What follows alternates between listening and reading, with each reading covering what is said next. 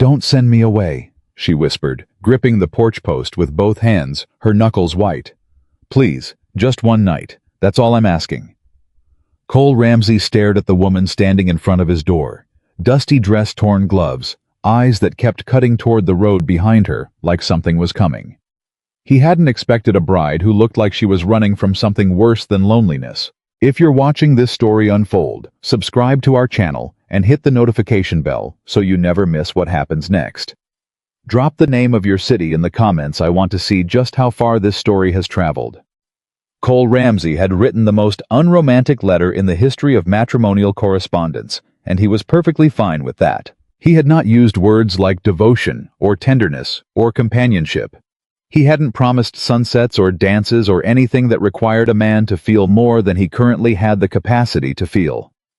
What he had written was honest and practical, the same way he approached everything else on the Ramsey ranch, straight on, no decoration, no apology. I had a house. 4 rooms. Solid roof. The fireplace drew well, and the kitchen was larger than most in Dry Creek Valley. He had 43 head of cattle, a vegetable plot that needed managing, and a decade's worth of account ledgers that had slowly become impossible to keep up with between dawn and dusk. He needed a partner. Someone capable and steady.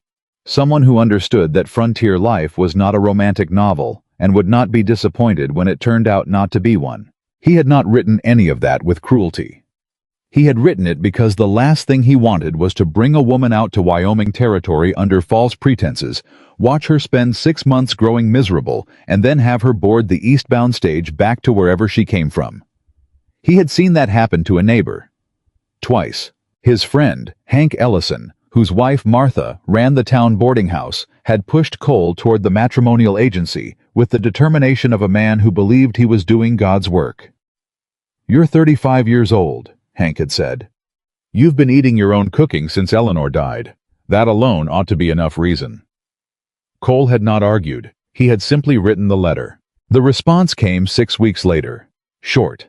Handwriting that was careful and even not flowery. The woman's name was Rose Whitaker, 26, from Hastings, Nebraska. She described herself as a seamstress with experience managing a household. She had read his letter without apparent offense and said plainly that she was also looking for honest work and a stable situation rather than promises nobody could keep. She would arrive on the Thursday stage if he was still interested. He had written back and said Thursday was fine. He had not thought about it much after that. Then, the Thursday stage arrived. Cole had driven the wagon into Laramie Ridge in the early afternoon, tied up outside the stage depot, and waited without particular anxiety. He watched 2 other passengers step down, a traveling merchant and an older man in a banker's suit, and then the woman appeared in the stage doorway. She was slight. Brown hair pulled back under a gray traveling bonnet.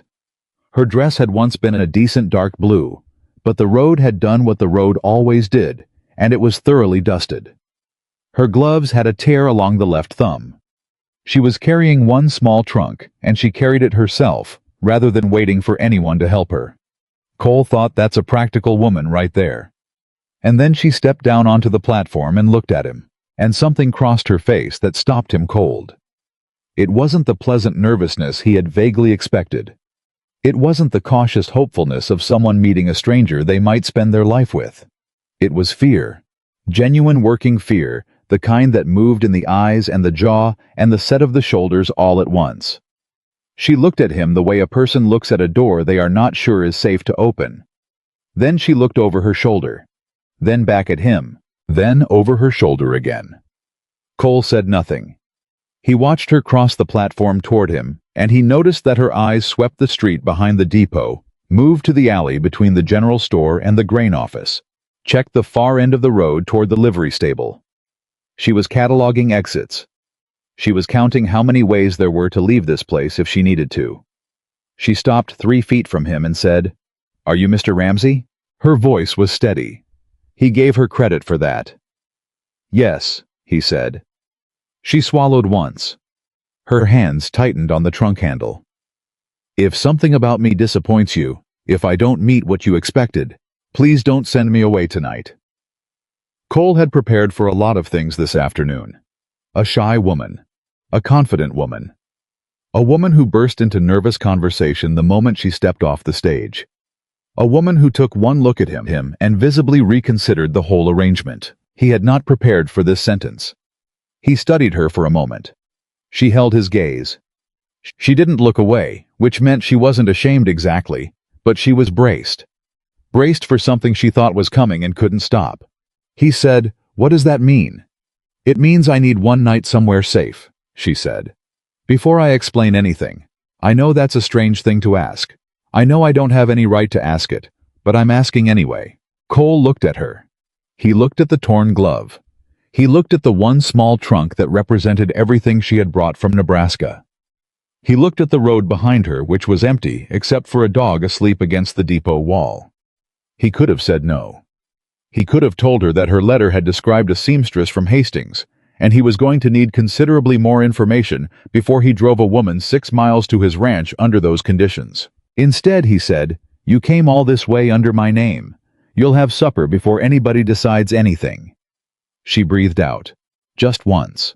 Just a small, quiet breath. But he saw her shoulders drop about half an inch, and he understood that whatever she had been holding herself against for however long she had been on that stage, she had just been given a few hours before she had to hold it again. He put her trunk in the wagon bed, and they drove out of Laramie Ridge without exchanging another word for the first mile. Cole didn't push. He wasn't a man who filled silence because silence made him uncomfortable. He let the horses set their pace, and he watched the road, and he let her sit beside him, doing what she had been doing at the depot, looking at every fork, every cluster of buildings, every rider they passed at a distance. After 2 miles, she asked, "How far is the ranch?" "6 miles from town," he said. She nodded. "Any neighbors close by?" "Hank Ellison is 3 miles east. There's a family named Pruitt another mile past that." She nodded again. She was still watching the road behind them. Cole said, "There's nobody following us." She turned and looked at him. Something shifted in her expression. Not relief exactly, but something that registered the fact that he had noticed what she was doing and had chosen to address it directly rather than pretend not to see it. "Thank you," she said quietly. They said nothing else until the ranch.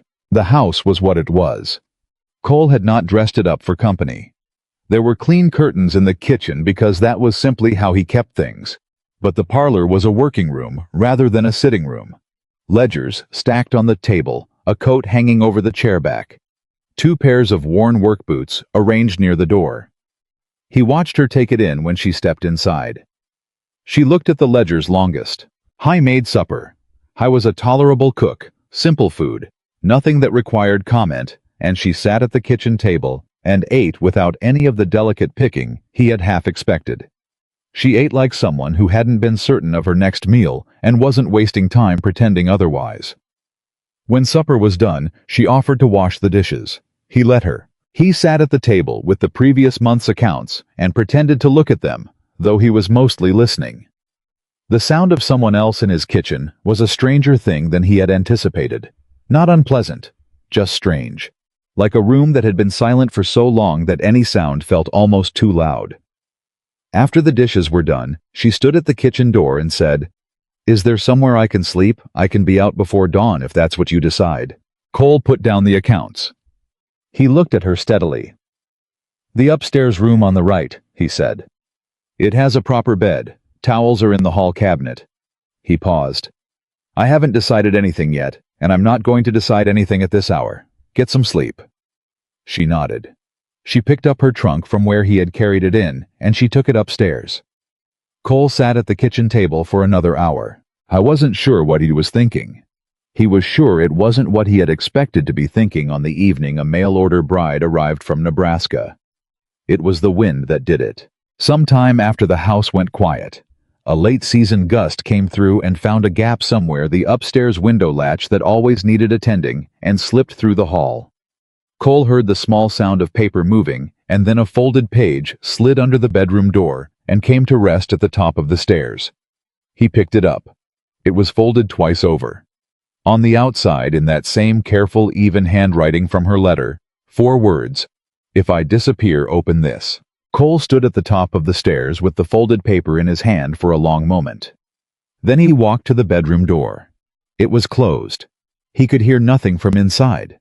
He bent and slid the paper back beneath the door far enough that she would find it in the morning, and he went back downstairs. He did not sleep particularly well. By morning she was already in the kitchen. Cole came downstairs to find her, standing at the stove, managing it as though she had been managing his stove for years. Coffee was made.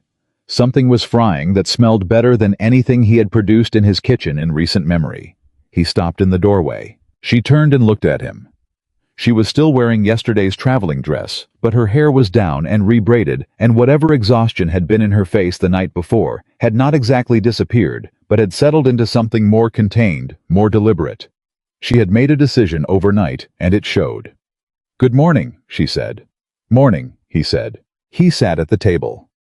She poured 2 cups of coffee without being asked, and set one in front of him, and kept the other. Then she sat down across from him, and she said, "I'll tell you what I can. I don't have the right to ask you to take any of it on faith, but I'd like to try."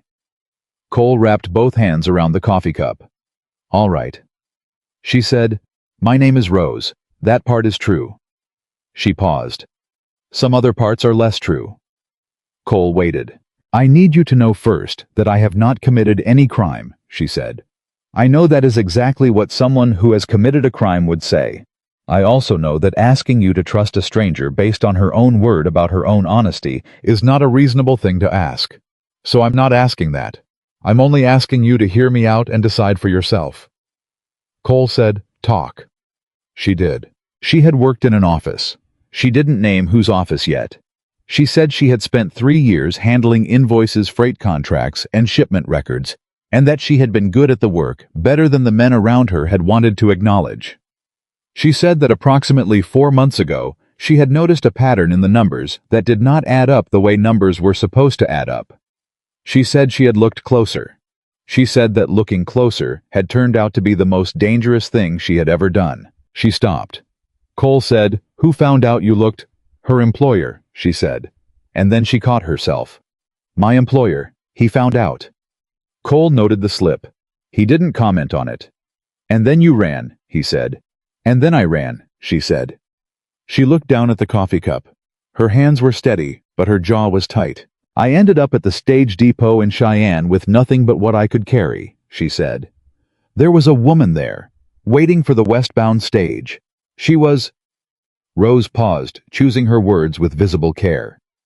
She had agreed to come west as a mail-order bride, and then lost her nerve. She was going home. She was frightened and relieved to be going home, and we talked for a while. Rose looked up. "She gave me her papers." The kitchen was very quiet.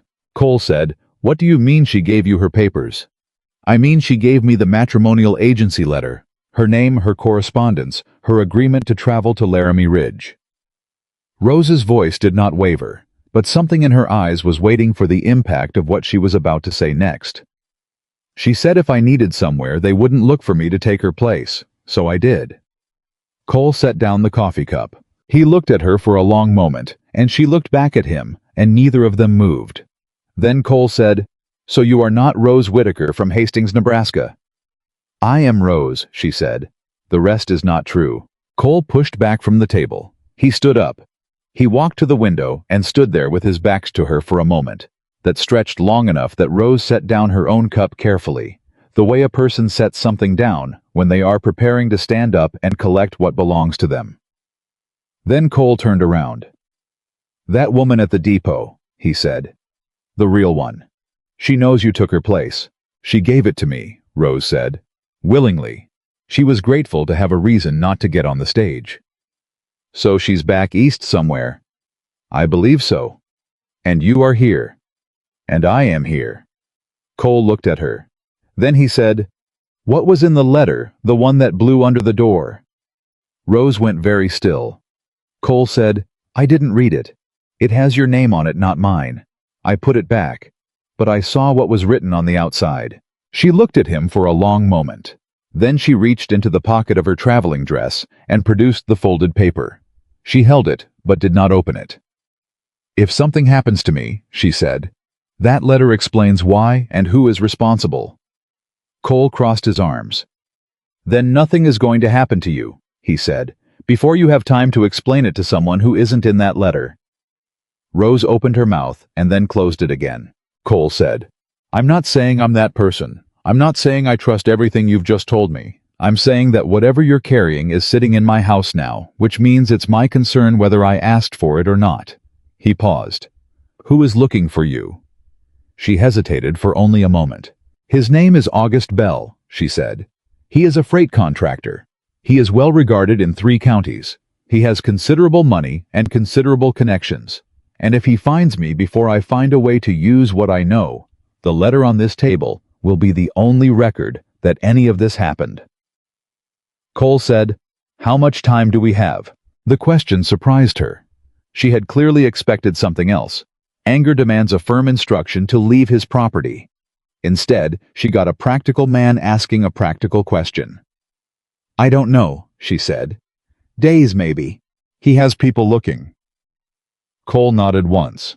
He reached out and poured himself more coffee, which was a thing a man did when he had already made up his mind and was simply settling into the decision. Rose recognized it without knowing quite how she recognized it. "You stay," he said. "For now. But you tell me everything, not the version you calculated would keep you safe, the actual everything before anyone shows up on my property asking questions. Because if I have to answer for you, I need to know what I'm answering for." He met her eyes. "Agreed." Rose looked at this man, this plain-spoken, undecorated, utterly unsentimental man who had driven her 6 miles in silence and made supper without ceremony, and slid her hidden note back under her door without reading it, and she said, "Agreed." "Good," said Cole. "Now eat something. Whatever you told me before breakfast, the rest can wait until you've had a proper meal." She almost laughed. Not from relief or happiness exactly, but from the sheer practical absurdity of the moment. She had arrived at this man's door with a false name and a secret that could get her killed, and his response was to tell her to eat something. She ate something. Within a week, the arrangement had taken on a shape that neither of them had planned, and both of them had quietly accepted. Rose cooked because she turned out to be better at it than she had claimed in her letter, which had described her abilities modestly. Cole ate without complaint, and with the occasional unself-conscious expression of satisfaction that is more flattering than any formal compliment. She managed the household accounts because the first time she sat down with his ledger to understand the operation, she found 3 billing errors in the first month alone. Cole came in from the morning cattle check one day to find her at the kitchen table with the ledger open and 3 weeks' worth of freight invoices spread out around her. "Your winter feed cost," she said without looking up. "It's running 11, maybe 12% over what the Ellison Ranch paid for the same quantity last quarter." Cole set down his hat. "I know it's high." "Do you know why it's high?" "I assumed market prices." "It isn't market prices," Rose said. She looked up then. "It's your freight company. They've been charging you the full contract rate for shipments that consistently arrived underweight." She turned the invoice around so he could see the numbers she had circled. 3 months in a row. Different amounts each time, but always short. Cole pulled out the chair across from her and sat down. He looked at the numbers. He was quiet for a moment. "I've used Bell's freight operation for 4 years, he said. Rose went very still. "Bell Freight," she said. "August Bell. He runs the main freight contracts out of Cheyenne through Laramie Ridge." The paper in Rose's hand made a small sound as her grip tightened. Cole looked at her. "That's him," she said. "That's the man I told you about." The kitchen was suddenly very quiet again, in a different way than it had been quiet before. Cole looked at the invoices. He looked at Rose. He looked at the numbers she had circled. Then he said very carefully, "How long has this been going on?" "Longer than your ledger goes back," Rose said. "I would guess. Based on what I saw in his office records, this has been his practice for years. He targets ranches that are already struggling.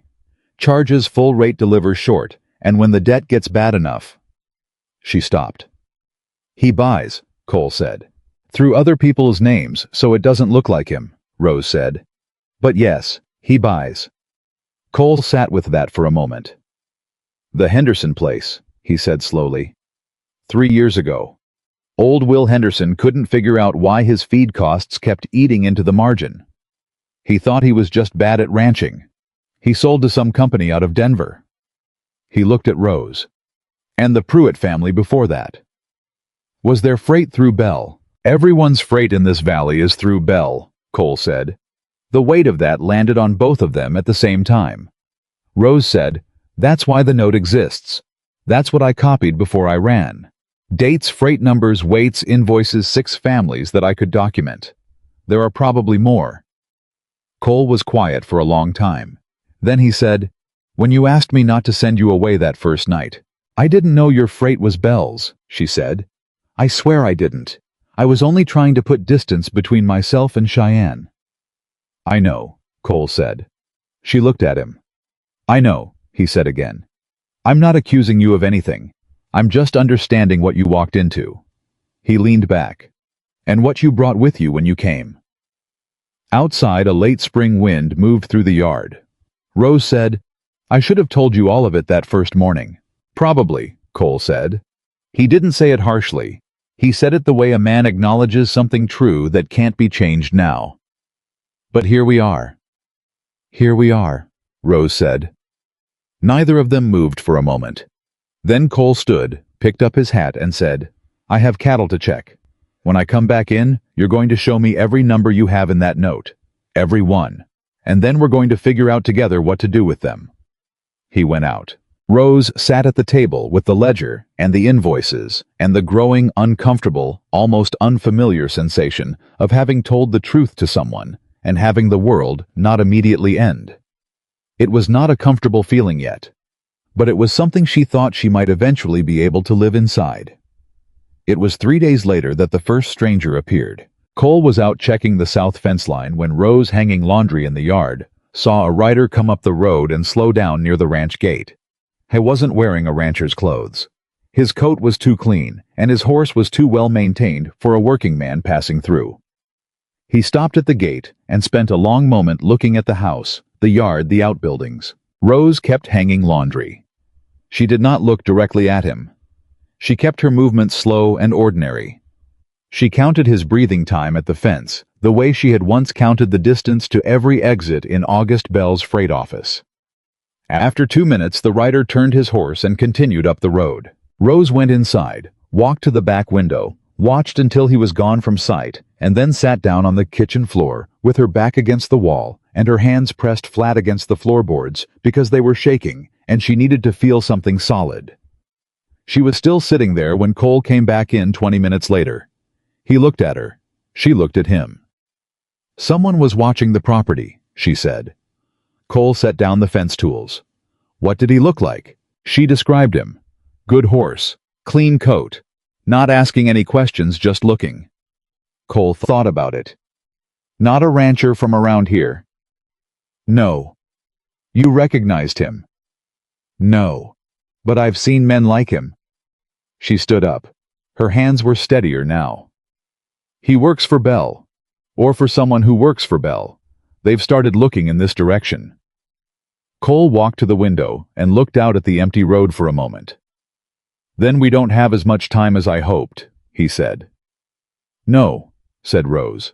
Cole turned around and looked at her with that steady, unremarkable, utterly direct gaze she had already started to trust more than she wanted to. Then we work faster, he said. He sat down at the table.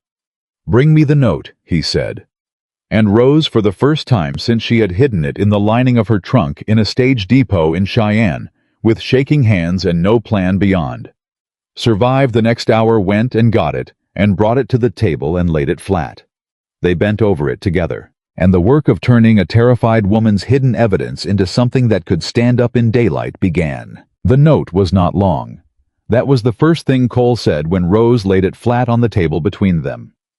He had expected something denser, more dramatic, pages of accusation maybe, or a woman's desperate confession written in a shaking hand.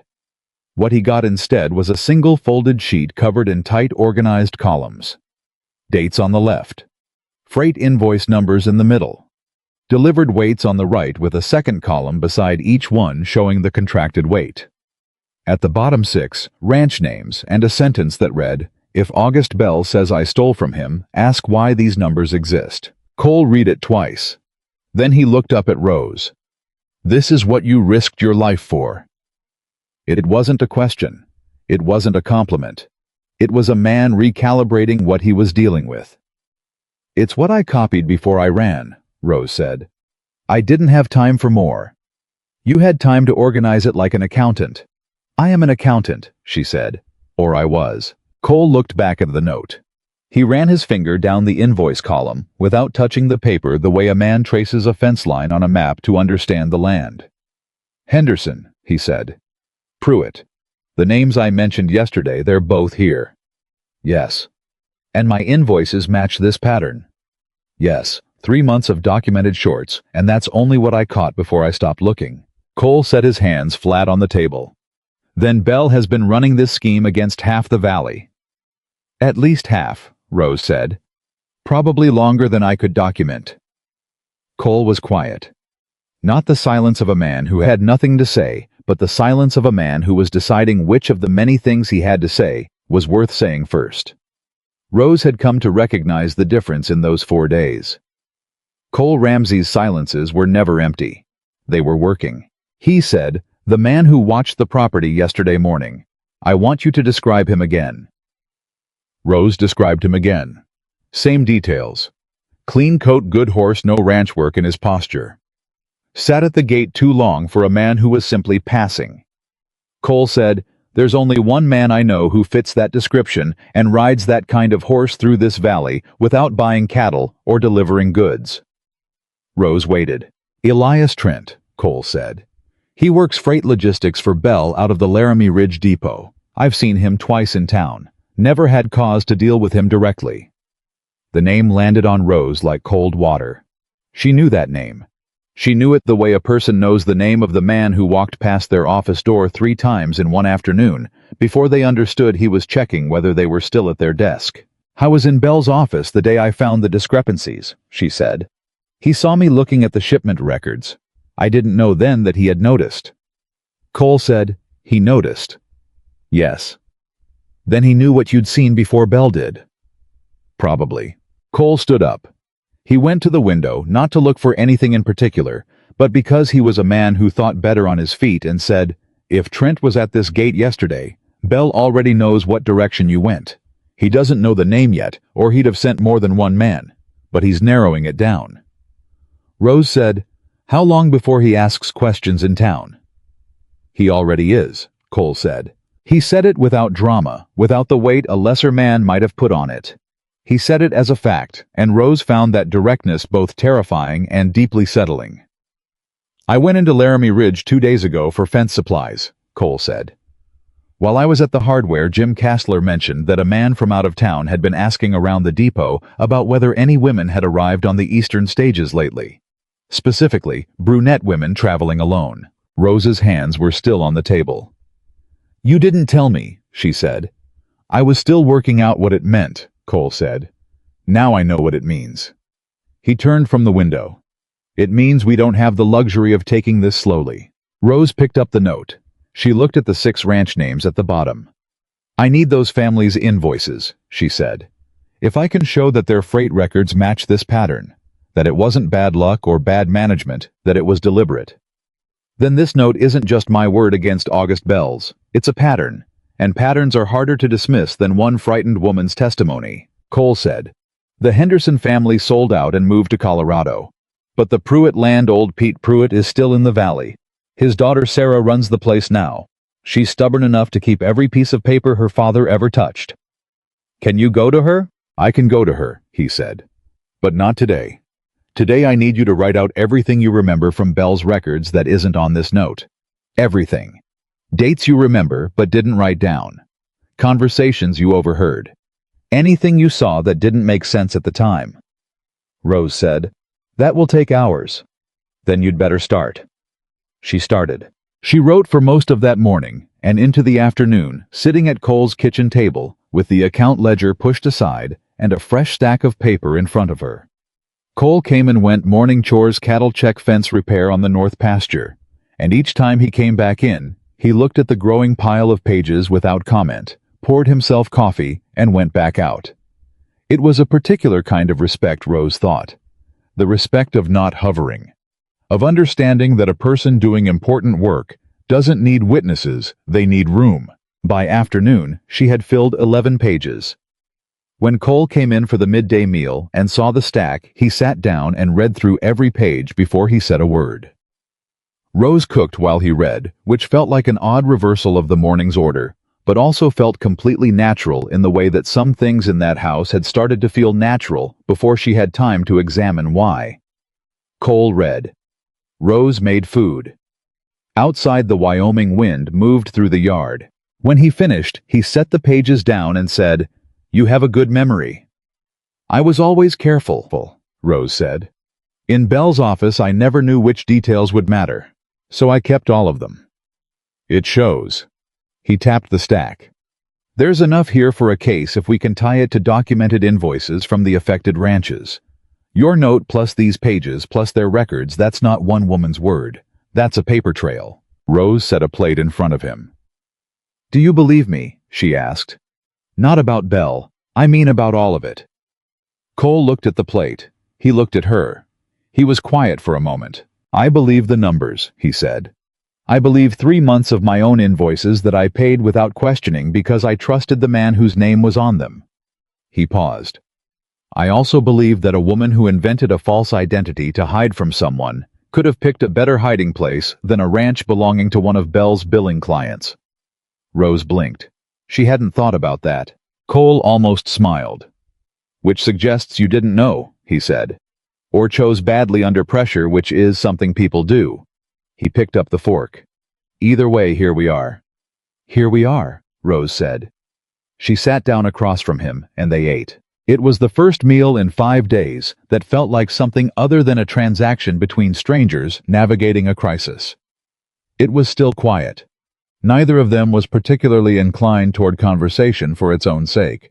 But the quality of the quiet had changed, and they both knew it, and neither of them remarked on it. And that restraint, that mutual decision not to make more of a moment than the moment required, was itself a kind of understanding. 2 days later, Cole rode to the Pruitt ranch. He had told Rose the night before that he was going, and she had asked if she should come. He had thought about it and said no. A strange woman asking about freight records was one thing. Cole Ramsey asking on behalf of a ranch concern was another. Sarah Pruitt would be more likely to open her father's files for a neighbor than for a woman she didn't know. Rose had agreed. She had also spent the hour after Cole left pacing the kitchen in a way she recognized as deeply unproductive and couldn't stop doing. She organized the pantry instead. Then reorganized the account ledger. Then sat down and reviewed everything she had written the previous day, looking for gaps in her memory that might become gaps in a courtroom argument, because that was where this was going.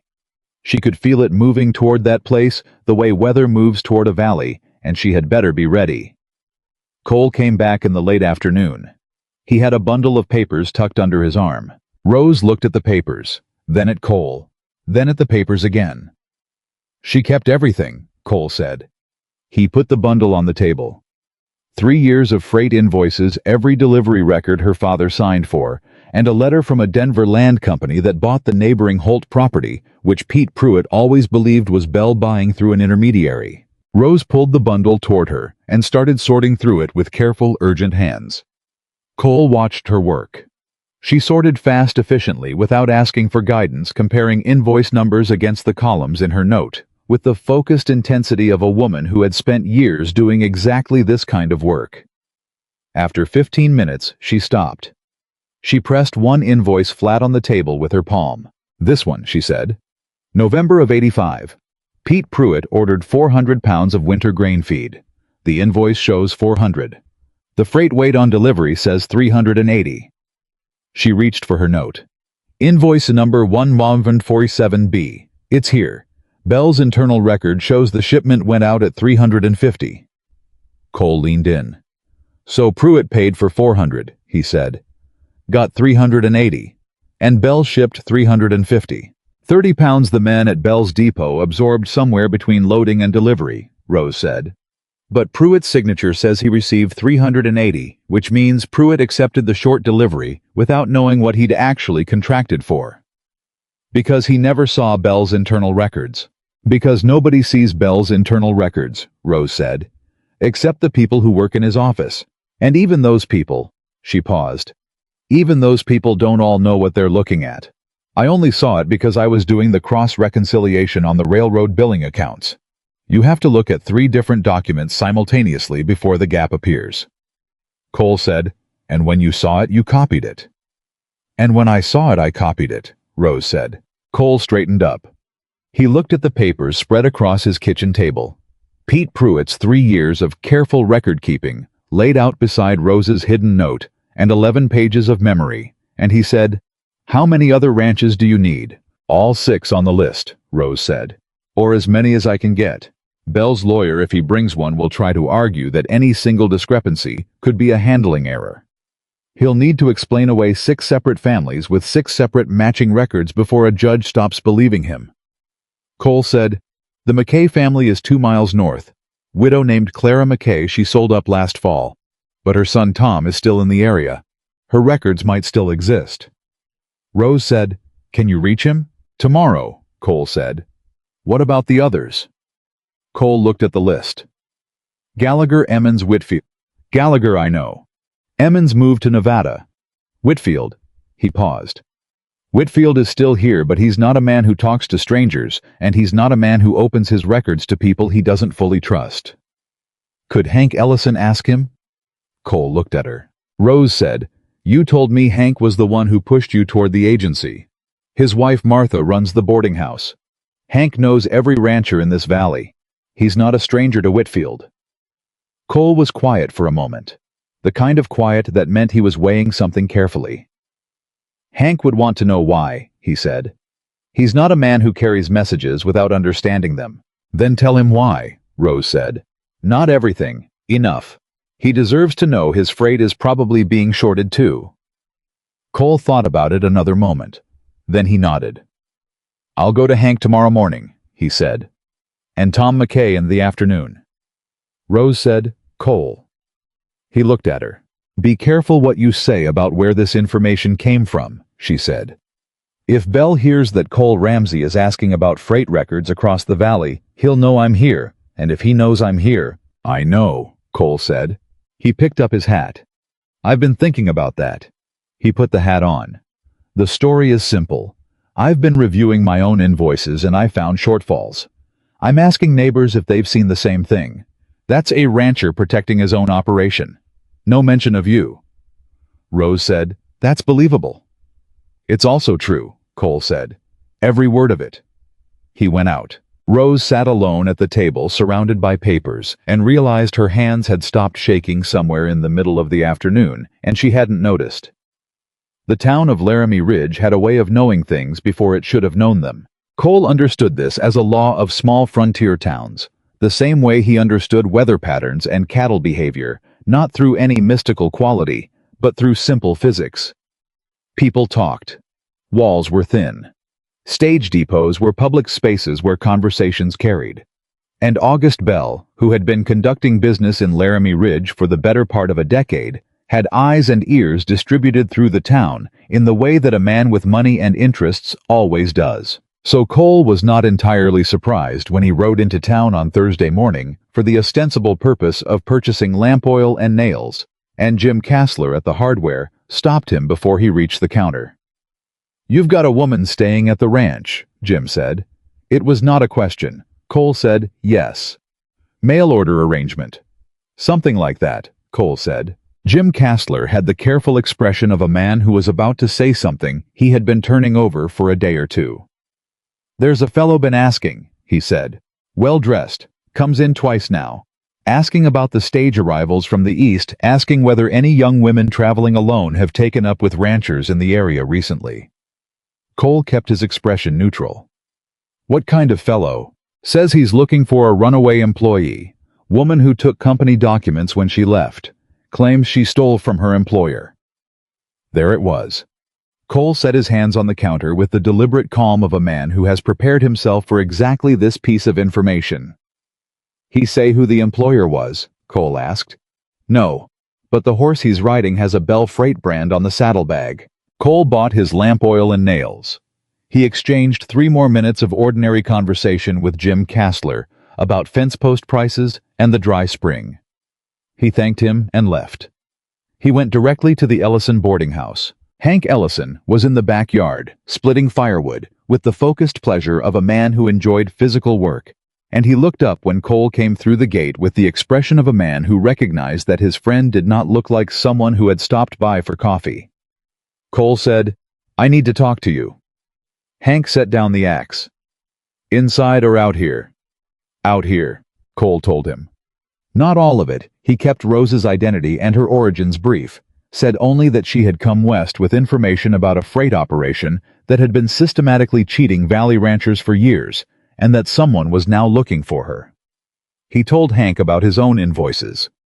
He named the invoice numbers that matched Rose's note and watched Hank's face go through a progression of expressions that ended somewhere between fury and a kind of grim recognition. "That's why old Pete sold," Hank said.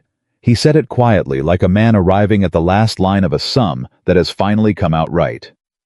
He thought he was just losing his margin to bad weather and thin cattle prices. He blamed himself till the day he left. "Belle made it look like that." "Belle made it look like that," Hank repeated. He looked at Cole steadily. "How much does your woman know?" Cole said, "Enough to document it. Enough to take it in front of a judge if we can get the supporting invoices from enough families." Hank was quiet for a moment. Then he said, "What do you need from me?" "Whitfield's records," Cole said. "He won't talk to me. He might talk to you." Hank nodded slowly. "Whitfield's had a hard few years. If he knew it wasn't his fault." He stopped. "Then, I'll go to Whitfield." "Don't tell him more than you have to," Cole said. "I'll tell him exactly what he needs to know, and not one word more," Hank said. "Same as you just did for me." He looked at Cole with something that was almost admiration. "This woman you've got staying. She knows what she's doing." Cole thought about Rose at the kitchen table at 2 a.m, working through invoice numbers by lamplight, with the focused intensity of someone who understood that her survival depended entirely on getting the arithmetic right. "She knows exactly what she's doing," Cole said. Hank nodded. "Then let's make sure she has what she needs to do it." Cole rode home that afternoon with Tom McKay's freight invoices, 3 years of them matching the pattern Rose had identified with the precision of a key finding its lock. He laid them on the table. Rose went through them without speaking for 40 minutes. When she looked up, her expression was not triumphant. It was something older and sadder than that. "Tom's father ordered the same shipment 3 times in the autumn of '84, she said. 3 times. Grain for winter. He must have been genuinely confused about why his cattle were still losing weight after feeding them what he thought he'd ordered." She pressed her fingertips against the invoice. "He died in February of '85. Tom told you he thought his father just gave up." Cole said yes. Rose said, "He didn't give up. He was being starved out of his livelihood one underweight shipment at a time, and he had no way to see it." Cole sat down across from her. She looked at him with an expression he hadn't seen on her face before. Not fear, not the careful calculation she usually brought to difficult things, but something rawer and more personal. "I knew about this for 3 weeks before I ran," she said. "I kept working in that office filing those numbers, telling myself I needed to be sure before I did anything. I needed to be sure." She looked at the papers. "These families didn't have 3 weeks. Cole said, "You did what you could do." "I did what was safe," she said. "There's a difference." He didn't argue with that. It was true, and she knew he understood it was true, and that shared honesty mattered more than reassurance. After a moment he said, "What you're doing now matters too." Rose looked at him. Cole said, "You could have run farther. You could have gone east, gone to a city, disappeared into somewhere Belle couldn't follow. Instead, you're sitting at a stranger's kitchen table, organizing other people's invoices." "You're not a stranger," she said. The words came out before she had measured them, and she heard them the same moment Cole did. A small silence followed that was entirely different from all the other silences that had moved through that kitchen in the past week. Cole said, "No, I suppose I'm not." He stood up. He went to the window again, the window that he always went to when he needed a moment's distance, and looked out at the yard for a moment. Then he turned back. I need to tell you something, he said. Rose went still. While I was in town this morning, Jim Castler told me that Bell's man has been in Laramie Ridge asking questions about women who arrived on the eastern stage recently. He told Jim he's looking for a runaway employee who took company documents. Rose's face didn't change. She had known this was coming, had been waiting for it with the particular stillness of a person who has rehearsed their reaction to bad news until the rehearsal becomes the reaction. He's getting close, she said. He's in town, Cole said, which means he's already close. Rose looked at the table, at the stacks of invoices, at her note, at 11 pages of memory she had pulled from the past 3 years of her life and laid out in Cole Ramsey's kitchen under his particular brand of patient, unobtrusive trust. She said, "If he finds me here with all of this, he won't find you here," Cole said. His voice did not rise. He did not make it into a speech. He said it the way he said most things, flat and direct and without decoration, and that flatness made it feel more like a fact than a promise. Rose looked at him. "How can you say that?"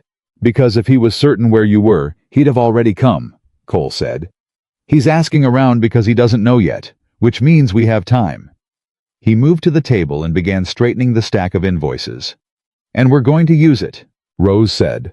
"Cole, if this comes out, if it becomes known that I'm here, who I am, what I've done, you'll be associated with someone who used a false identity to enter your home under the cover of a matrimonial arrangement. That's not nothing.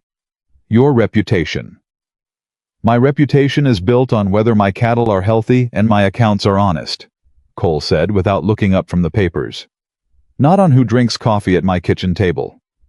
She was quiet. He looked up. "The only question I care about right now is whether you have enough to make this case hold. Everything else we handle when it comes." Rose looked at him across the table, covered with other people's suffering, laid out in columns of numbers, and she thought, this man is not romantic, and he is not sentimental, and he has not once said anything designed to make her feel better rather than helped, and she trusted him more completely than she had trusted anyone in 3 years, possibly longer. And the recognition of that sat in her chest with a weight that was not entirely uncomfortable. "Whitfield's invoices," she said, "and the Gallagher records. If Hank can get them." "Hank will get them," Cole said. "Then we're almost there," Rose said. She looked at the note. "Almost." Outside, the afternoon light was beginning to pull long and golden across the yard, and somewhere in Laramie Ridge, a man in a clean coat and a well-maintained horse was asking questions that were getting closer to the right door. Rose picked up her pen. She went back to work. The next morning she came downstairs to find Cole's coffee already made and Cole already gone, which had become the particular rhythm of their days. Him up before light, her up at light, the coffee bridging one to the other. She poured a cup and was reaching for the previous day's notes when she heard boots on the porch. Too early for Cole. Too deliberate for a neighbor. She was standing completely still in the middle of the kitchen when the knock came. 3 measured knocks. Not a rancher's knock. Not someone dropping by. Someone who had arrived at a door with a purpose and intended to be heard. Rose set down the coffee cup. She looked at the table covered in invoices and papers and notes. She looked at the window. She looked at the back door. And then, because she had spent 3 years being careful, and 3 weeks being frightened, and the past week beginning to understand what it felt like to stop running, she did something that surprised herself. She walked to the front door and opened it. The man standing on the porch was not Elias Trent. He was older, mid-50s, with a traveling coat and an expression of careful neutrality. He looked at Rose and said, "Mrs. Ramsey." The use of that name was deliberate. It was designed to wrong-foot her, to make her either correct him and reveal something, or accept the name and concede that she had one. Rose said, "My husband is out on the property. Is there something I can help you with?" The man said, "My name is Gerald Farrow. I'm an associate of Mr. August Bell, who operates the Bell Freight Company out of Cheyenne. We're looking for a former employee who may have passed through this area. Young woman, hair, traveling alone. We have reason to believe she may have taken sensitive company documents when she left her position." Rose looked at him. She kept her face exactly as neutral as his. "I haven't seen any woman traveling alone," she said. "What's her name?" The man said, She may be using any number of names. Rose said, Then I'm not sure how I'd recognize her. A pause. The man said, If anyone matching that description had come to your attention, Mr. Bell would be very grateful for that information. Very grateful. He said the last two words with a particular emphasis that was meant to convey money without saying money. Rose said, I'll mention it to my husband when he comes in. You're welcome to come back and speak with him directly if you'd like. Gerald Farrow looked at her for a long moment. She looked back. Neither of them blinked. I may do that, he said. Good morning, Rose said, and closed the door. She stood with her back against it, listening to his boots on the porch steps, listening to the horse moving in the yard, listening until the sound was gone. Then she went back to the table. She moved every paper, every invoice, every page of notes, every scrap that connected her to August Bell and what she knew about him, and she put them in the false bottom of her trunk, with her hands moving fast and certain, and she locked it. Then she sat back down at the kitchen table, with nothing but her coffee cup in front of her, and she waited for Cole to come in. When he came through the back door 20 minutes later, he took one look at her face and stopped. What happened? He said. Bell sent someone to the house, she said. This morning, older man, named Farrow. He came to the front door. Cole's expression went through something complicated that settled into a particular kind of controlled anger. You answered the door, he said. Yes, she said. And I told him I hadn't seen any woman traveling alone, and I told him he was welcome to come back and talk to you, and I watched him leave. Cole stared at her. You could have hidden, he said. I was done hiding, Rose said. A silence moved through the kitchen. Cole said, What did he say exactly? She told him. Every word, every pause, the way Farrow had said, very grateful twice. Cole listened without interrupting. When she finished, he sat down at the table across from her. He'll come back, Cole said. I know, Rose said. He'll come back with better questions. I know that too. Cole looked at her steadily. Then we don't wait for him, he said.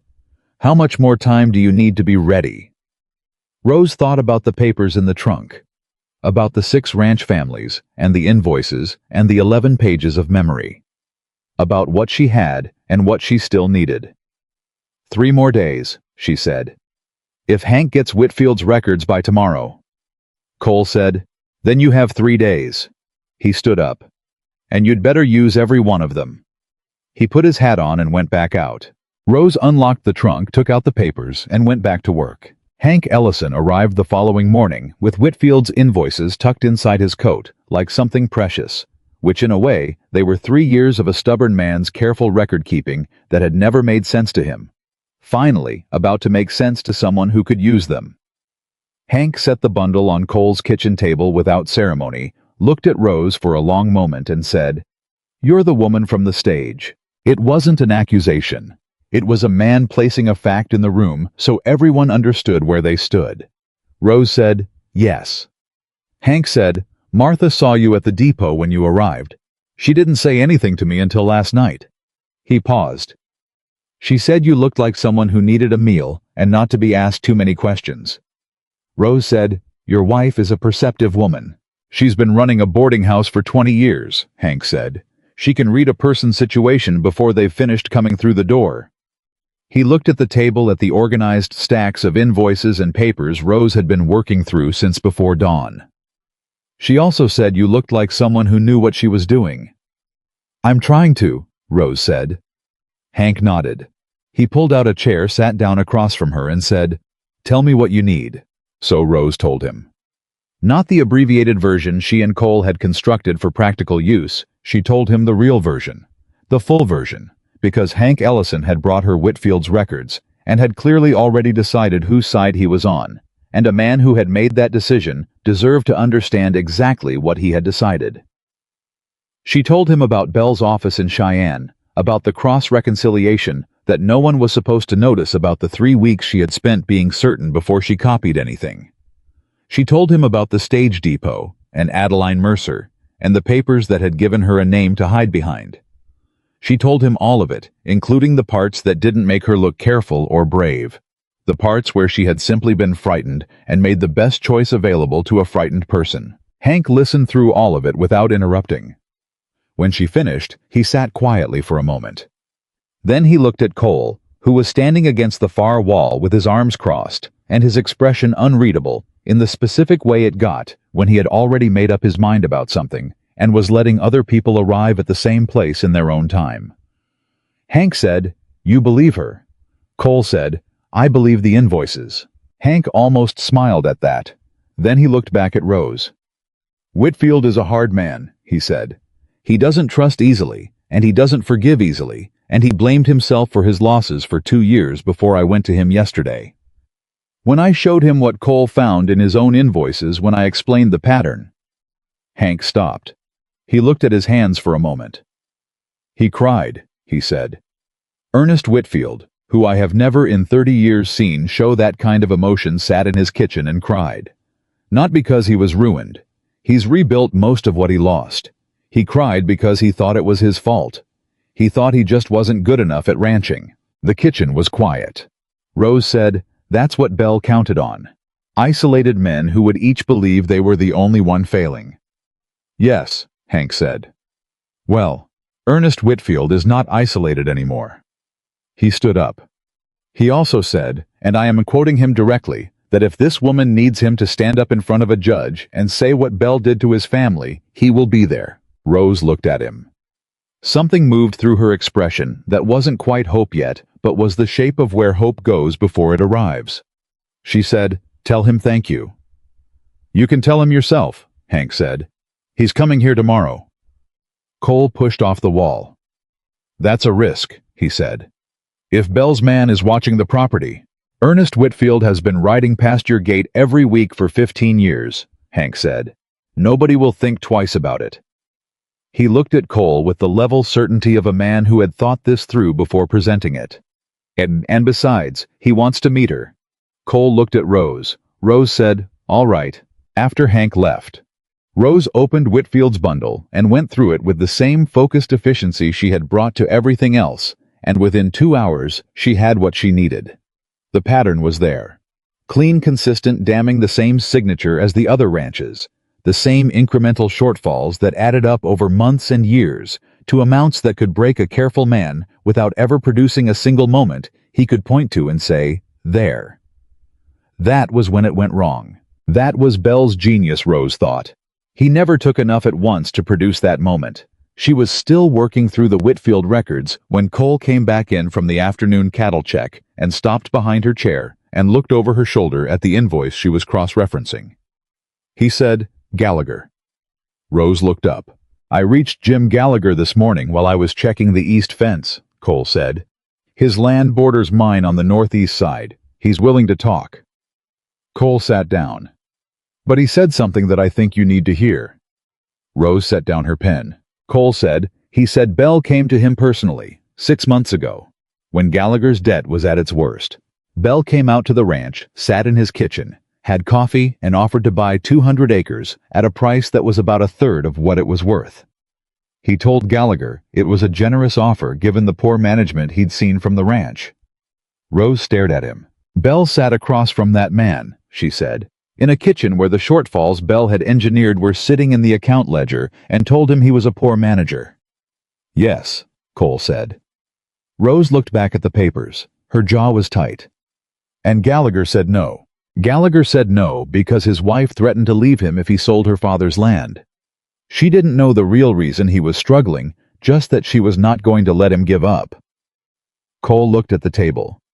"Clara Gallagher might be the reason that man still has a ranch." Rose said, "I want to talk to Jim Gallagher." "Tomorrow," Cole said. "After Whitfield." Rose nodded. She picked up the pen. Then she stopped. "Cole," she said. "The letter you received from the matrimonial agency." Cole went still. Rose said, "Before all of this, before the invoices and Hank and Whitfield, you got a letter from them, didn't you? Telling you that the woman they had sent that there was no Rose Whitaker registered with their office." Silence. "I know you got it," Rose said quietly. "I saw the agency envelope on your desk 2 days ago. I recognized the letterhead." Cole said, "Yes, I got it." Rose said, "When?" 3 days after you arrived." She absorbed that. 3 days. He had known for more than a week, and he had said nothing, and he had continued to work alongside her, and trust her with his account ledger, and go to Hank Ellison and Tom McKay, and build a case alongside her evidence. She said, "Why didn't you say anything?" Cole looked at her directly.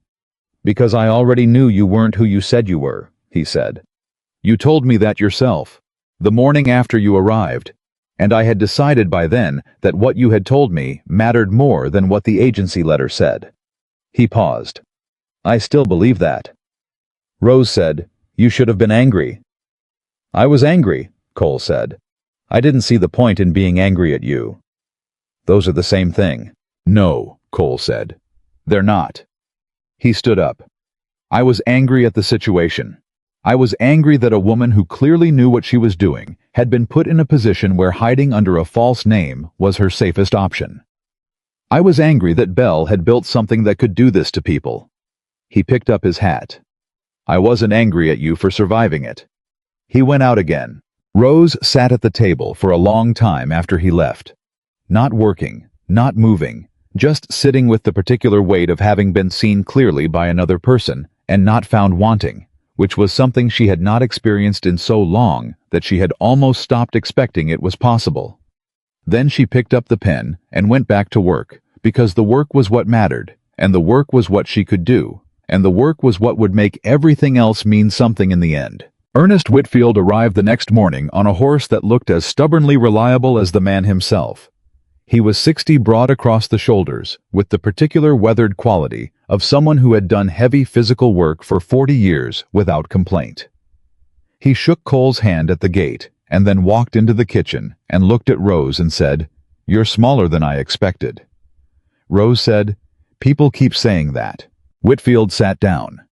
He looked at the table covered in paper and said, "Hank tells me you've been putting together what Belle did." "Yes," Rose said. "How much have you got?" "Enough," Rose said. "But more is better." Whitfield nodded. He reached into his coat and produced a folded paper she hadn't seen in the bundle Hank had brought. He laid it on the table. "I didn't give this to Hank," he said. "I wanted to look you in the eye before I handed it over." Rose looked at the paper, then at Whitfield. "What is it?" she said. "Letter from Belle," Whitfield said. "Personal letter. Written to me after I refused to sell, same as Gallagher refused. Friendly letter. Talking about the hardships of ranching in a dry year, offering neighborly sympathy. And in the middle of it, he tapped the paper, a sentence about how he hoped my difficulties wouldn't affect my family's stability. Said it with so much concern he almost sounded like a preacher." Rose picked up the letter. She read it. She read it again. Cole, who had been standing against the wall, said, "That's a threat dressed up as sympathy." "That's what I thought," Whitfield said. "That's why I kept it." He looked at Rose. "Can you use it?" Rose looked at the letter. The careful language. The friendly tone that had a blade underneath it, disguised well enough that any judge who didn't know the context could read it as simple correspondence between businessmen. But any judge who did know the context, who had 5 ranches worth of invoice discrepancies in front of him and Rose's documented records from inside Belle's own office, would read it entirely differently. "Yes," Rose said. "I can use it." Whitfield nodded. He looked satisfied in the way a man looks when he has done something that has been waiting to be done for too long. "Good," he said. "Then use it." It was 3 hours after Whitfield left that everything broke open. Cole had ridden to the Gallagher Ranch, a trip that should have taken until midday. Rose was alone at the kitchen table, working through the final cross-reference between her note and the combined invoice records when she heard the wagon in the yard. Not Cole's horse, a wagon. She went to the window and looked out. The man stepping down from the wagon was not anyone she recognized at first. He was perhaps 50, in a dark traveling coat, and he walked to the front door with the particular bearing of someone who expected to be admitted without difficulty. The knock came. Measured. Deliberate. The same knock Gerald Farrow had used 4 days earlier. Rose did not move from the window. She heard the knock a second time. Then she heard a voice. Not from the front door. From behind the house, a second man coming around the side of the building. and that voice she knew. August Bell said, "Miss Dalton, I know you're inside." The use of her real name stopped her cold. Not the false name. Not Rose Whitaker, the seamstress from Nebraska. Not even Mrs. Ramsey, the careful fiction Pharaoh had tested 4 days ago. Her real name, Rose Dalton. The name that connected her to Bell's office in Cheyenne, and 3 years of knowing exactly how his freight operation worked. He knew. He had known long enough to say it like it was a settled thing. Rose stood in the middle of Cole's kitchen, with her real name ringing in the air, and she thought with complete clarity, "All right. This is the moment." Everything before this was preparation. This is what the preparation was for. She walked to the back door and opened it. August Bell was not what people who had not met him expected. He was not large or physically intimidating. He was trim, well-dressed with silver hair and the composed expression of a man who had spent decades being the most powerful person in every room he entered. He looked at Rose the way a man looks at a problem he has finally gotten around to solving. He said, "There you are." Rose said, "Mr. Bell." He glanced at the kitchen behind her, at the papers visible on the table. He said, "I've been patient, Rose. I want you to understand that. I've given you time to come to your senses, and I've been patient." "You've been searching," Rose said. "That's not the same as being patient." Bell's expression didn't change. "What you took from my office belongs to my company. You know that." "What I copied," Rose said, "was information about crimes your company committed against 6 ranching families. What I took was nothing. What I made was a record." Bell looked at her steadily. "You're a clerk who exceeded her authority," he said. "And everything you think you know can be explained as misread figures by someone who didn't understand the freight business." "I understood the freight business perfectly," Rose said. "That's why you're here." A pause. The horse at the front of the house shifted its weight. The man in the front yard had not come around to the back, which meant Bell had told him to stay put, which meant Bell had come here for a conversation, not a confrontation. Not yet. Bell said, "Come back to Cheyenne, Rose. Sign an affidavit stating that you misread the records. I'll tell the agency there was a misunderstanding with the matrimonial papers. Nobody needs to know what name you traveled under." He paused. "The rancher Ramsey doesn't need to be involved in anything unpleasant." There it was. The threat under the offer laid out plainly enough that she could hear it clearly. Rose said, "Is that a warning about Cole Ramsey?" "It's an observation," Bell said, "that a man who knowingly harbors someone operating under false papers could find himself with legal difficulties." Rose felt something happen in her chest. Not fear. Something colder and more focused than fear. She said, "You came all the way from Cheyenne to threaten a rancher who doesn't know anything about your freight scheme." "I came to give you an opportunity," Bell said. "No," Rose said. "You came because you're frightened, because you've had Pharaoh asking around this valley for a week, and you found out I was here, and you thought you could still frighten me into silence." She looked at him. "How many ranches did you buy through those Denver intermediaries, Mr. Bell? How many men blamed themselves for your arithmetic?" Bell's composed expression shifted. "Not much. Just enough. You have no idea," he said quietly, "how many people in this territory I have relationships with. Judges, land commissioners, freight regulators." He let that sit for a moment. "What you think you have documented is going to look very different when seen through the right legal lens." "Then we'll let a judge decide that," Rose said. Bell stared at her. She stared back. She thought 3 weeks ago I ran from this man's freight office with shaking hands. I hid in a stage depot and took another woman's papers, and I begged a stranger not to send me away. And now I am standing in that stranger's doorway, and I am not shaking." Bell said, "You're making a serious mistake." Rose said, "I made my serious mistake 3 weeks ago when I waited too long. I'm not making another one." Bell looked at her for a long moment. Then he turned and walked back around the house to his wagon. Rose heard him say something to the other man, too quiet to make out. She heard the wagon move. She stood in the doorway and listened until the sound of it was gone. Then she went back inside, sat down at the table, and her hands did not shake at all. She picked up the pen.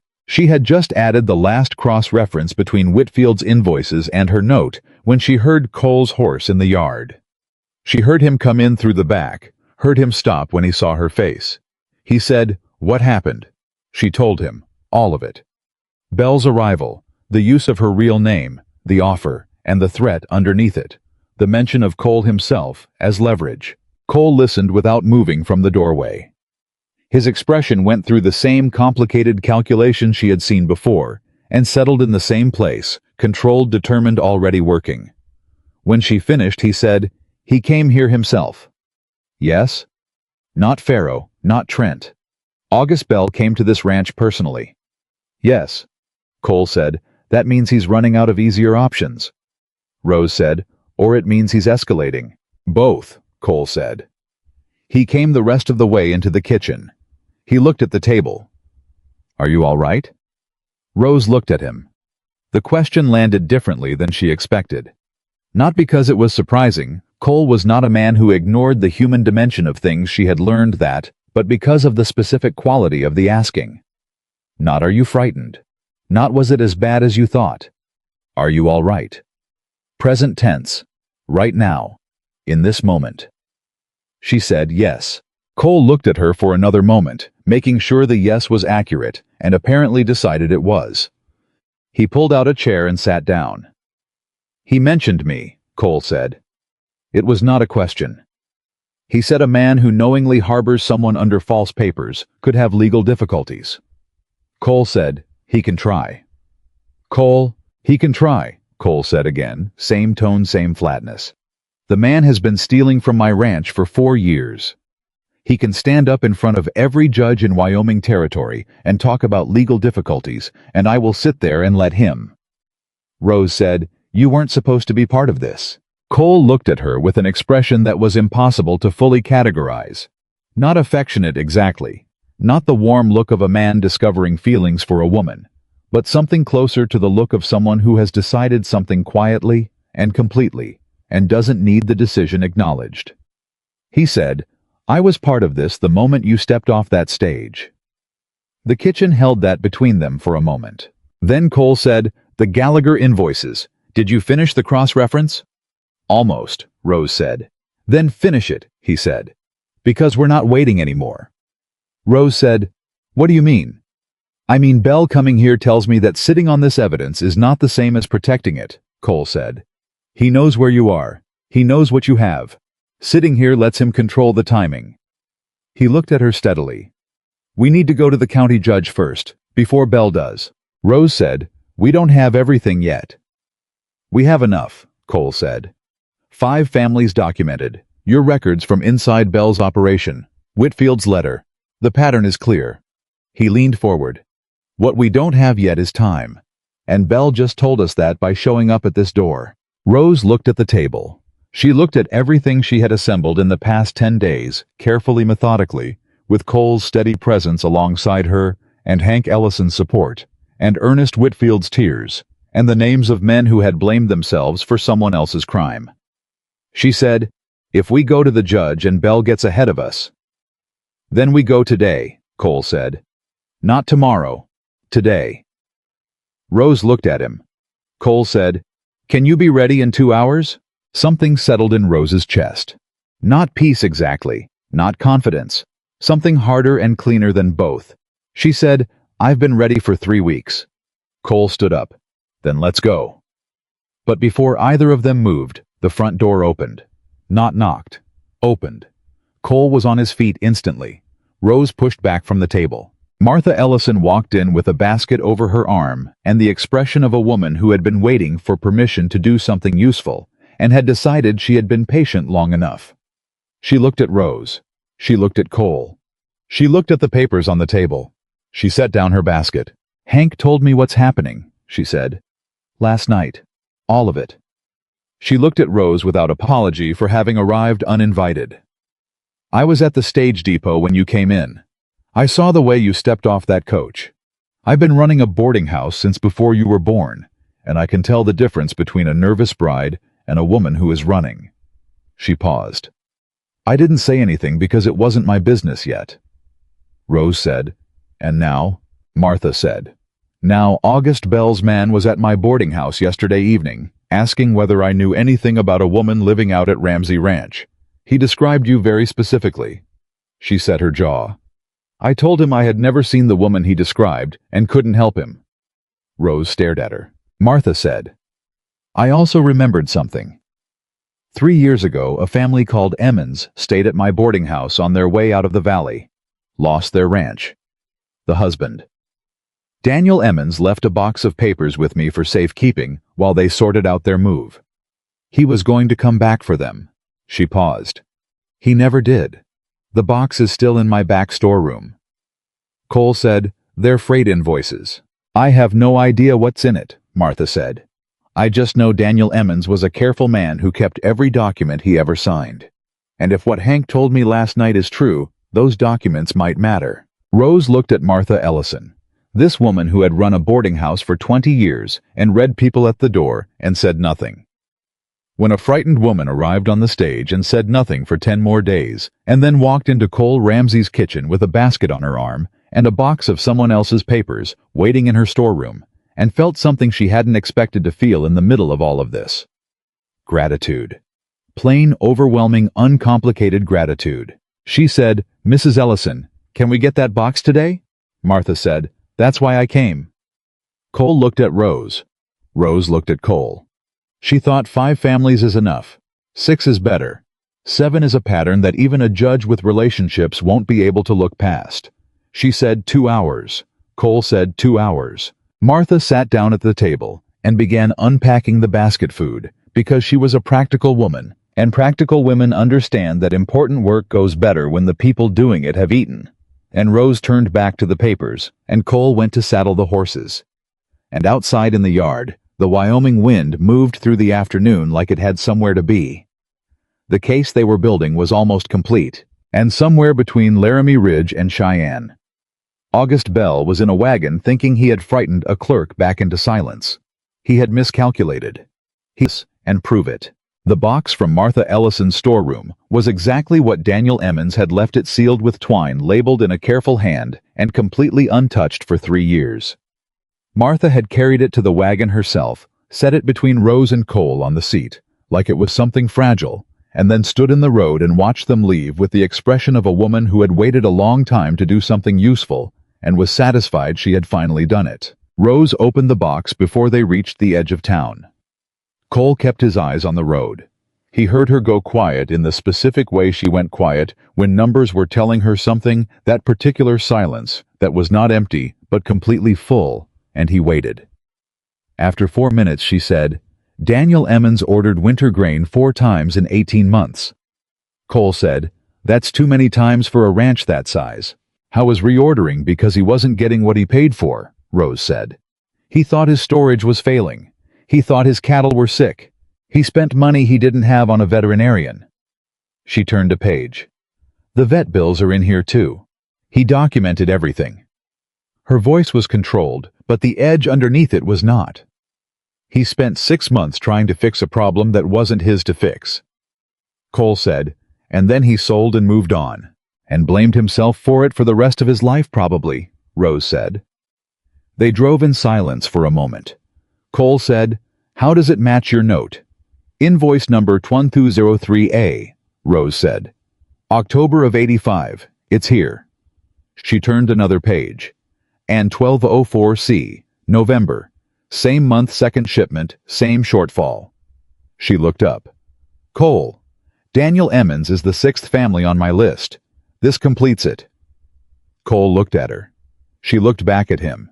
6 families. 6 sets of documented invoices. Her note from Bell's own internal records. 11 pages of memory. Whitfield's letter. Martha's testimony about Bell's man asking questions before Bell had publicly claimed anything was missing. A railroad clerk who could confirm freight weights if subpoenaed. Cole said, Then we have everything. We have everything, Rose said. They reached Laramie Ridge at just past noon. The county judge's office was above the land registry on the main street, a fact Rose had learned from Cole during the drive, and filed away with the methodical efficiency she applied to all information that might become useful. Judge Howard Crane had been in the territory for 11 years, Cole said. He was not a man who suffered fools or theatrical presentations. He expected facts laid out in order. He had a particular dislike for people who wasted his time. Rose thought, then I won't waste his time. Cole tied the wagon outside the land registry, and they went up the exterior stairs together. The office door was open. A clerk looked up from a desk and said the judge was in and asked if they had an appointment. Cole said, "No. We have evidence of a long-term freight fraud operating against ranching families in this valley, and we need to lay it before the judge today." The clerk stared at him. Cole said, "Please." The clerk went through the inner door. Rose stood in the outer office with the box under her arm and her note and 11 pages of memory in the satchel over her shoulder, and waited. And she thought about the morning she had arrived at the stage depot in Laramie Ridge, watching the road behind her, counting exits, begging a stranger not to send her away before she'd had a chance to explain. That woman seemed very far away from the woman standing in this office with a documented case organized well enough to present to a territorial judge. The clerk came back. "Judge Crane will see you," he said.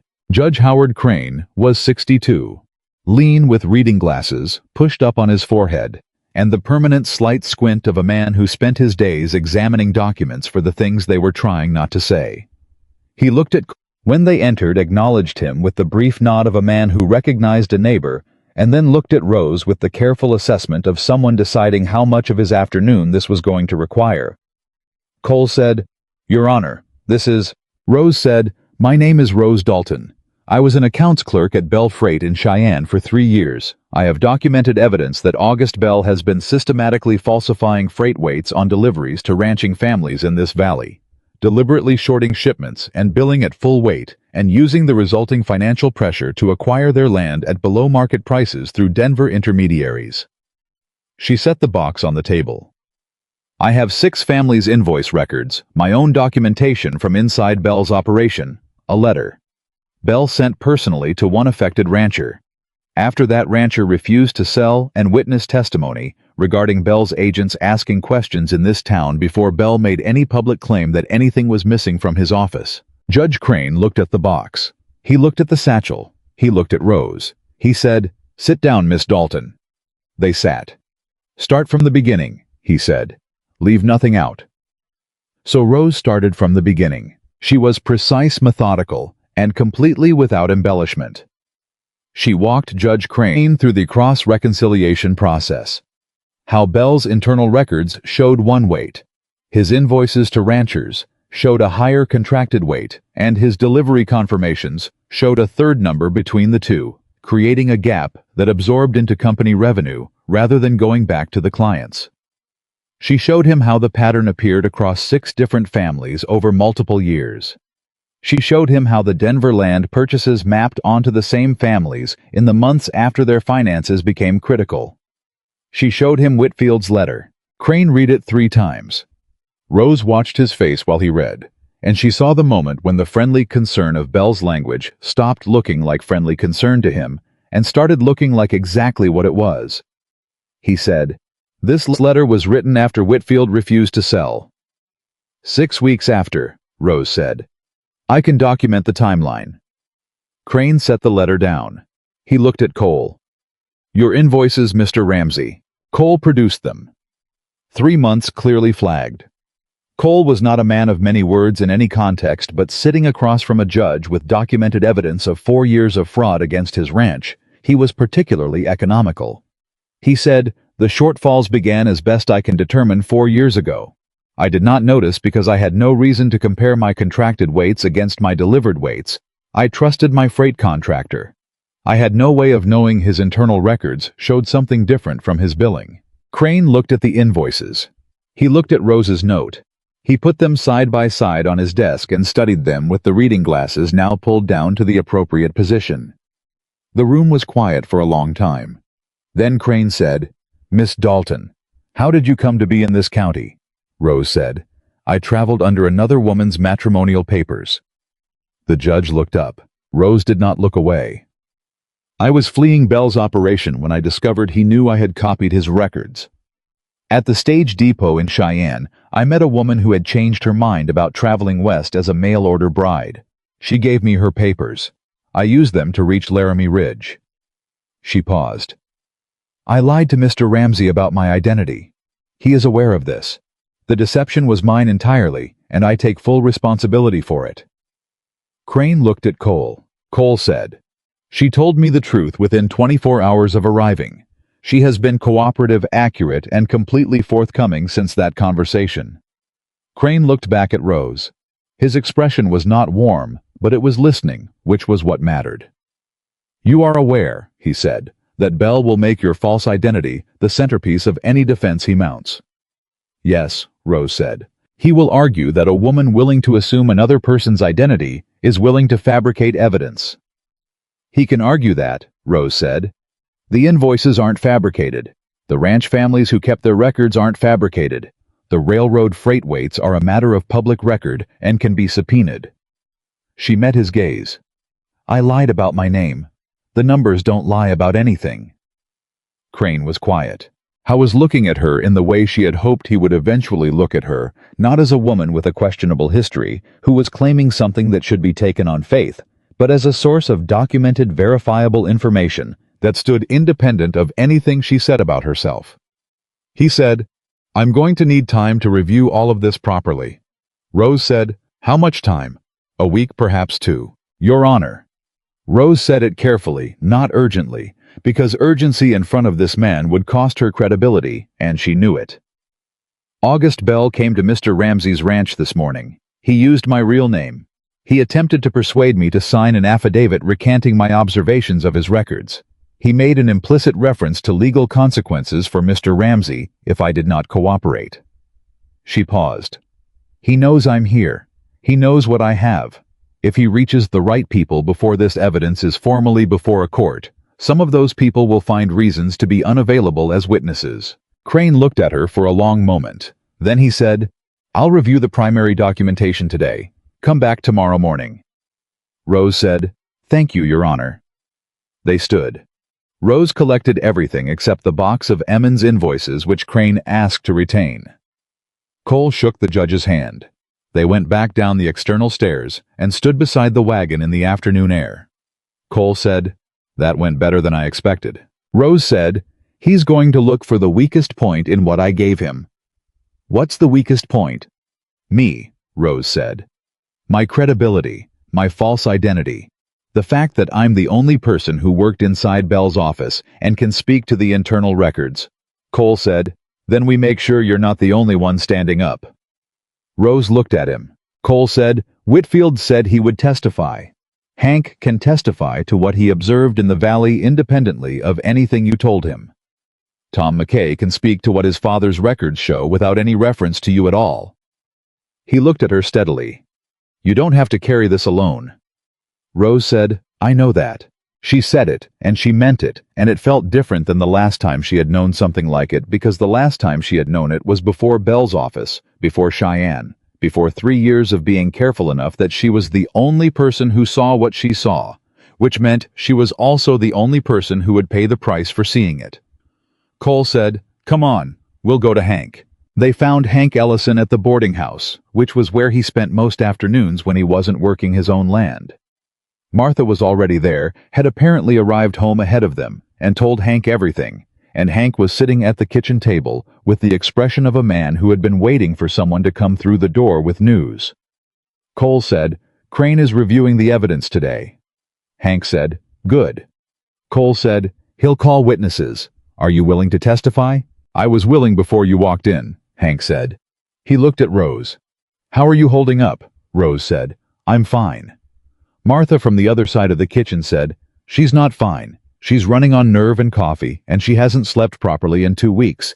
But she's functional, which is what matters today." Rose looked at Martha with the expression of someone who was not sure whether to be embarrassed or grateful, and settled on grateful, because it was true. Hank said, "What about Bell?" "What does he do next?" Cole said. "He goes to his lawyer.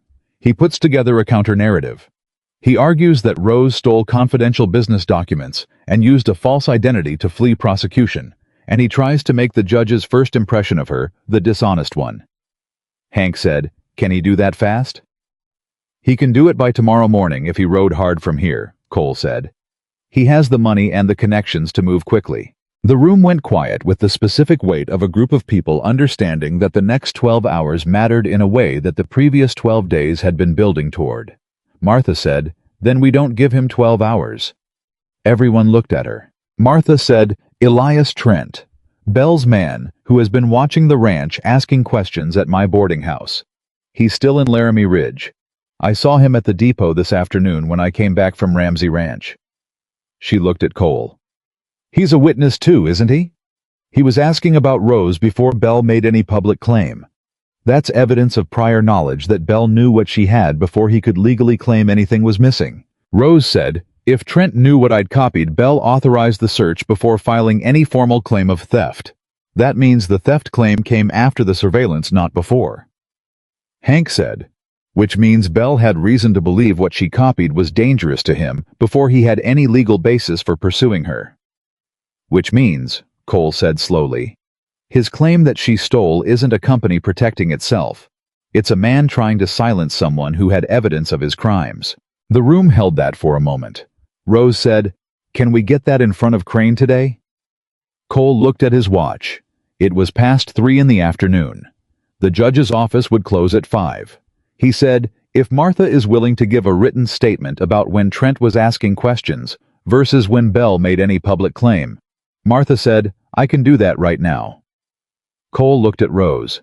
Rose said, "Go, both of you. I'll go back to the judge's office with Martha's statement." She looked at Hank. "Can you find Tom McKay and ask him to be available tomorrow morning to speak to his father's records?"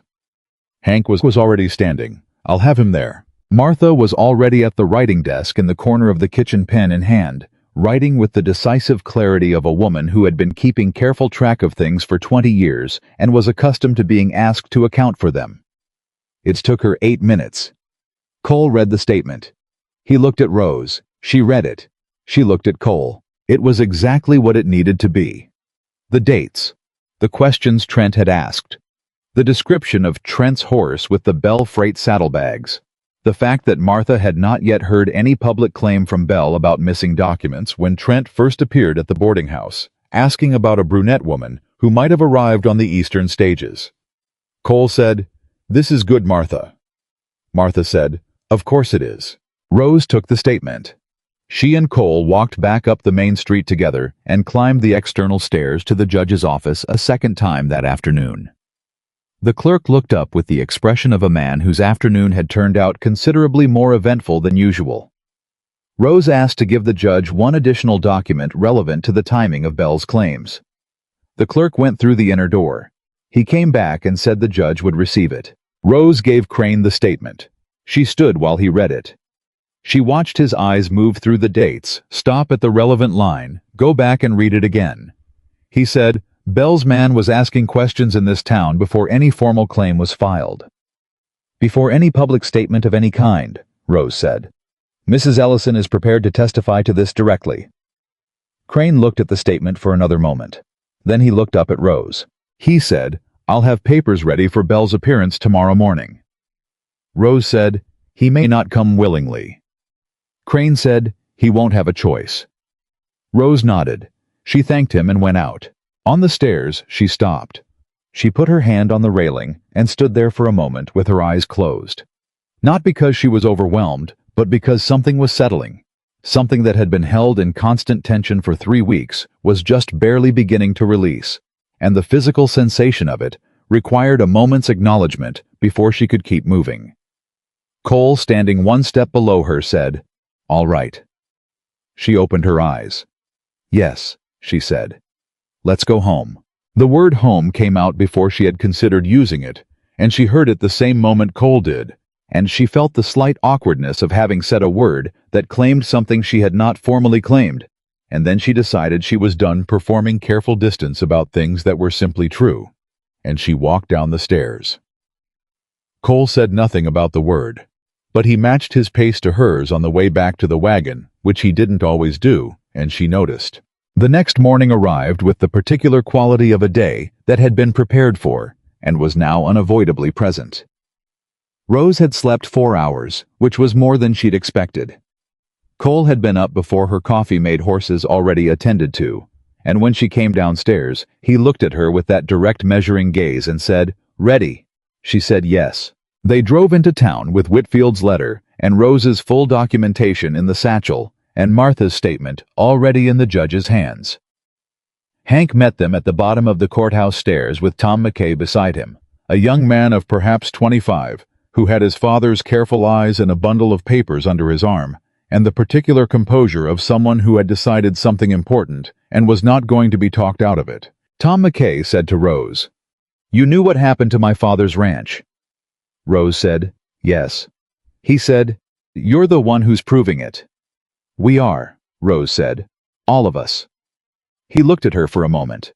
Then he nodded, and they all went up the stairs together. August Bell arrived at 9 o'clock with a lawyer named Prescott, who had the expensive coat and impatient expression of someone accustomed to making legal difficulties disappear before they reached the hearing stage. Bell himself looked composed, assured, and fractionally surprised to see the number of people already assembled in the outer office. Cole and Rose and Hank and Tom McKay and Ernest Whitfield, who had arrived from his ranch at first light and was sitting in the corner with his arms folded and the expression of a man who had been waiting for this particular morning for 2 years. Bell looked at the assembled group. His eyes moved across them and stopped at Rose. She looked back at him without expression. His lawyer said something quietly to him, and Bell nodded, and they both went through the inner door. The outer office waited. Hank said quietly, "How long do you think?" The inner door opened. The clerk said, "Miss Dalton, Judge Crane will hear your statement first." Bell's lawyer said, "Your Honor, my client has the prior claim in this matter." From inside the office, Crane's voice said, "Mr. Prescott, I have reviewed Miss Dalton's documentation for the past 18 hours. I will hear her statement first. You will have full opportunity to respond." The lawyer stopped. Rose looked at Cole. Cole said very quietly, "Go." She went in. Judge Crane's office was smaller than it felt in memory. He was already at his desk, the 6 families' invoice records spread before him in the organized arrangement Rose had given him, her note laid flat in the center. He looked up when she entered and gestured to the chair across from him. She sat. He said, "Miss Dalton, in your own words before Mr. Bell's counsel is admitted, I want you to tell me not the evidence I have. The evidence, I want you to tell me what you are asking this court to do." Rose looked at him steadily. She said, "I'm asking this court to look at 7 families whose livelihoods were systematically undermined by a man they trusted to deliver what they paid for. I'm asking for those families to have their suffering recognized as something that was done to them, not something that happened to them through their own failure. And I'm asking for August Bell to answer for it in a court of law, where the numbers can speak for themselves, without his version of events being the only version anyone hears." Crane looked at her. He said, "And your own situation, the false identity, the matrimonial papers." Rose said, "I lied to survive. I'm not asking to be absolved of that. I'm asking the court to recognize that it has no bearing on whether the invoice numbers are real." "The invoice numbers are real," Crane said. "I've verified 3 of the 6 families' records against railroad freight logs already this morning." He said it without drama, without announcement, the way he said everything as a fact that existed and needed to be dealt with. "The discrepancies are consistent with your documentation." Rose felt something move through her that she would not have called emotion in that moment, because the moment required steadiness, but was something closely adjacent to it. She said, "Then you've seen enough to proceed." "I've seen enough to proceed," Crane said. He called for Bell's lawyer. What followed was not a dramatic confrontation. It was methodical and careful, and occasionally technical in ways that required Rose to explain freight accounting processes to a judge and a lawyer who both listened with close attention, and it lasted the better part of 3 hours. Prescott challenged Rose's credibility. Crane listened to the challenge and then asked Prescott to explain the invoice discrepancies. Prescott said they could be handling errors. Crane asked him to explain 7 families' worth of handling errors across 4 years. Prescott said the documentation was assembled by someone with demonstrable reasons to fabricate. Crane put Martha's statement on the desk and asked Prescott to explain why Bell's operative had been asking questions about Rose before Bell had filed any claim. Prescott said he would need time to review. Crane said he had had the same 18 hours everyone else had. Bell, who had been sitting in the corner of the room with the composed expression of a man accustomed to having difficulties managed on his behalf, spoke for the first time. He said, "Your Honor, this woman used a false identity to enter a private home. She removed documents from my business. Whatever she claims those documents show." Crane said, "Mr. Bell, the documents show systematic billing fraud against 7 ranch families over a minimum of 4 years. The documents have been cross-verified against railroad freight records this morning. The question before this court is not what the documents show. The question is what this court intends to do about it." He looked at Bell over his reading glasses. "And I would strongly recommend that you consult with Mr. Prescott before you say anything further." Bell went quiet. Prescott put his hand on Bell's arm. Rose sat in her chair with her hands folded on the desk and watched August Bell understand for the first time in the proceedings that he was not going to be able to manage this one. The formal charges came 3 days later. Freight fraud. Falsification of delivery records. Predatory land acquisition through deliberate financial manipulation. 7 counts, 1 for each family. The Denver Intermediary Company was subpoenaed. The railroad freight logs were formally entered as evidence. Elias Trent, faced with the choice between loyalty to an employer, facing criminal prosecution, and cooperation with a county judge, chose cooperation and his testimony about the surveillance operation. Bell had authorized the search that had begun before any formal claim was filed, removed the last structural support from Bell's defense. On the 4th day, Prescott came to Crane's office without Bell and spent 2 hours negotiating the terms of a guilty plea. Rose was not in the building when that happened. She was at the Ellison boarding house, sitting at Martha's kitchen table, helping Tom McKay write the letter he was going to send to his mother in Colorado, telling her that his father's ranch records had finally been heard by someone who could do something with them, and that what happened to Daniel Emmons had not been his fault. Tom McKay was 25 years old and had been holding that truth inside himself since he was 22, and writing the letter was harder than he had expected. Rose sat across from him and did not hurry him and did not fill the silences he needed and did not pretend that what he was feeling was anything other than exactly what it was. When the letter was done, he looked at her across the table and said, "Thank you." Rose said, "Your father's records did this. I just knew what to look at." Tom said, "You came all this way and told the truth when it was easier not to." Rose thought about the stage depot in Cheyenne, about Adeline Mercer's papers, about 6 miles of Wyoming road, and a man who had said, "You'll have supper before anybody decides anything." She said, "I had help." Cole came in an hour later. He came directly to the boarding house because he knew where she would be. He came in and looked at Tom McKay and nodded, looked at Martha and nodded, and then looked at Rose. He said, "It's done."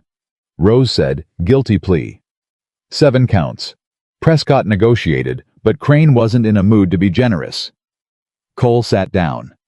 "The Denver Land Company is being investigated separately. The properties it acquired." He paused. "Some of the families may be able to recover portions of what they lost." The kitchen went quiet. Tom McKay said, "His land." Cole looked at him. "It's not certain. The legal process will take time, but the Emmons property is part of the investigation." Tom looked at his letter. He looked at Cole. Then he looked at the window for a moment, with the expression of a man recalculating a future he had thought was fixed. Martha poured coffee for everyone without asking. Rose looked at Cole across the table, across Martha's kitchen table, in the Ellison boarding house in the cattle town of Laramie Ridge, Wyoming Territory. 1887, with 7 families worth of justice, just barely beginning to take its proper shape, and she thought about a folded piece of paper that had blown under a bedroom door on the first night she had arrived at a stranger's house and begged not to be sent away. Cole looked back at her. He said, "You did it." Rose said, "We did it." He almost said something else. She could see it in the fractional pause, the slight adjustment of his expression. But Cole Ramsey was not a man who said important things in front of an audience, and there were 3 people in this kitchen, and so he looked at her for one more moment, and then he picked up his coffee cup. But the moment was real, and she had seen it, and she kept it. Outside.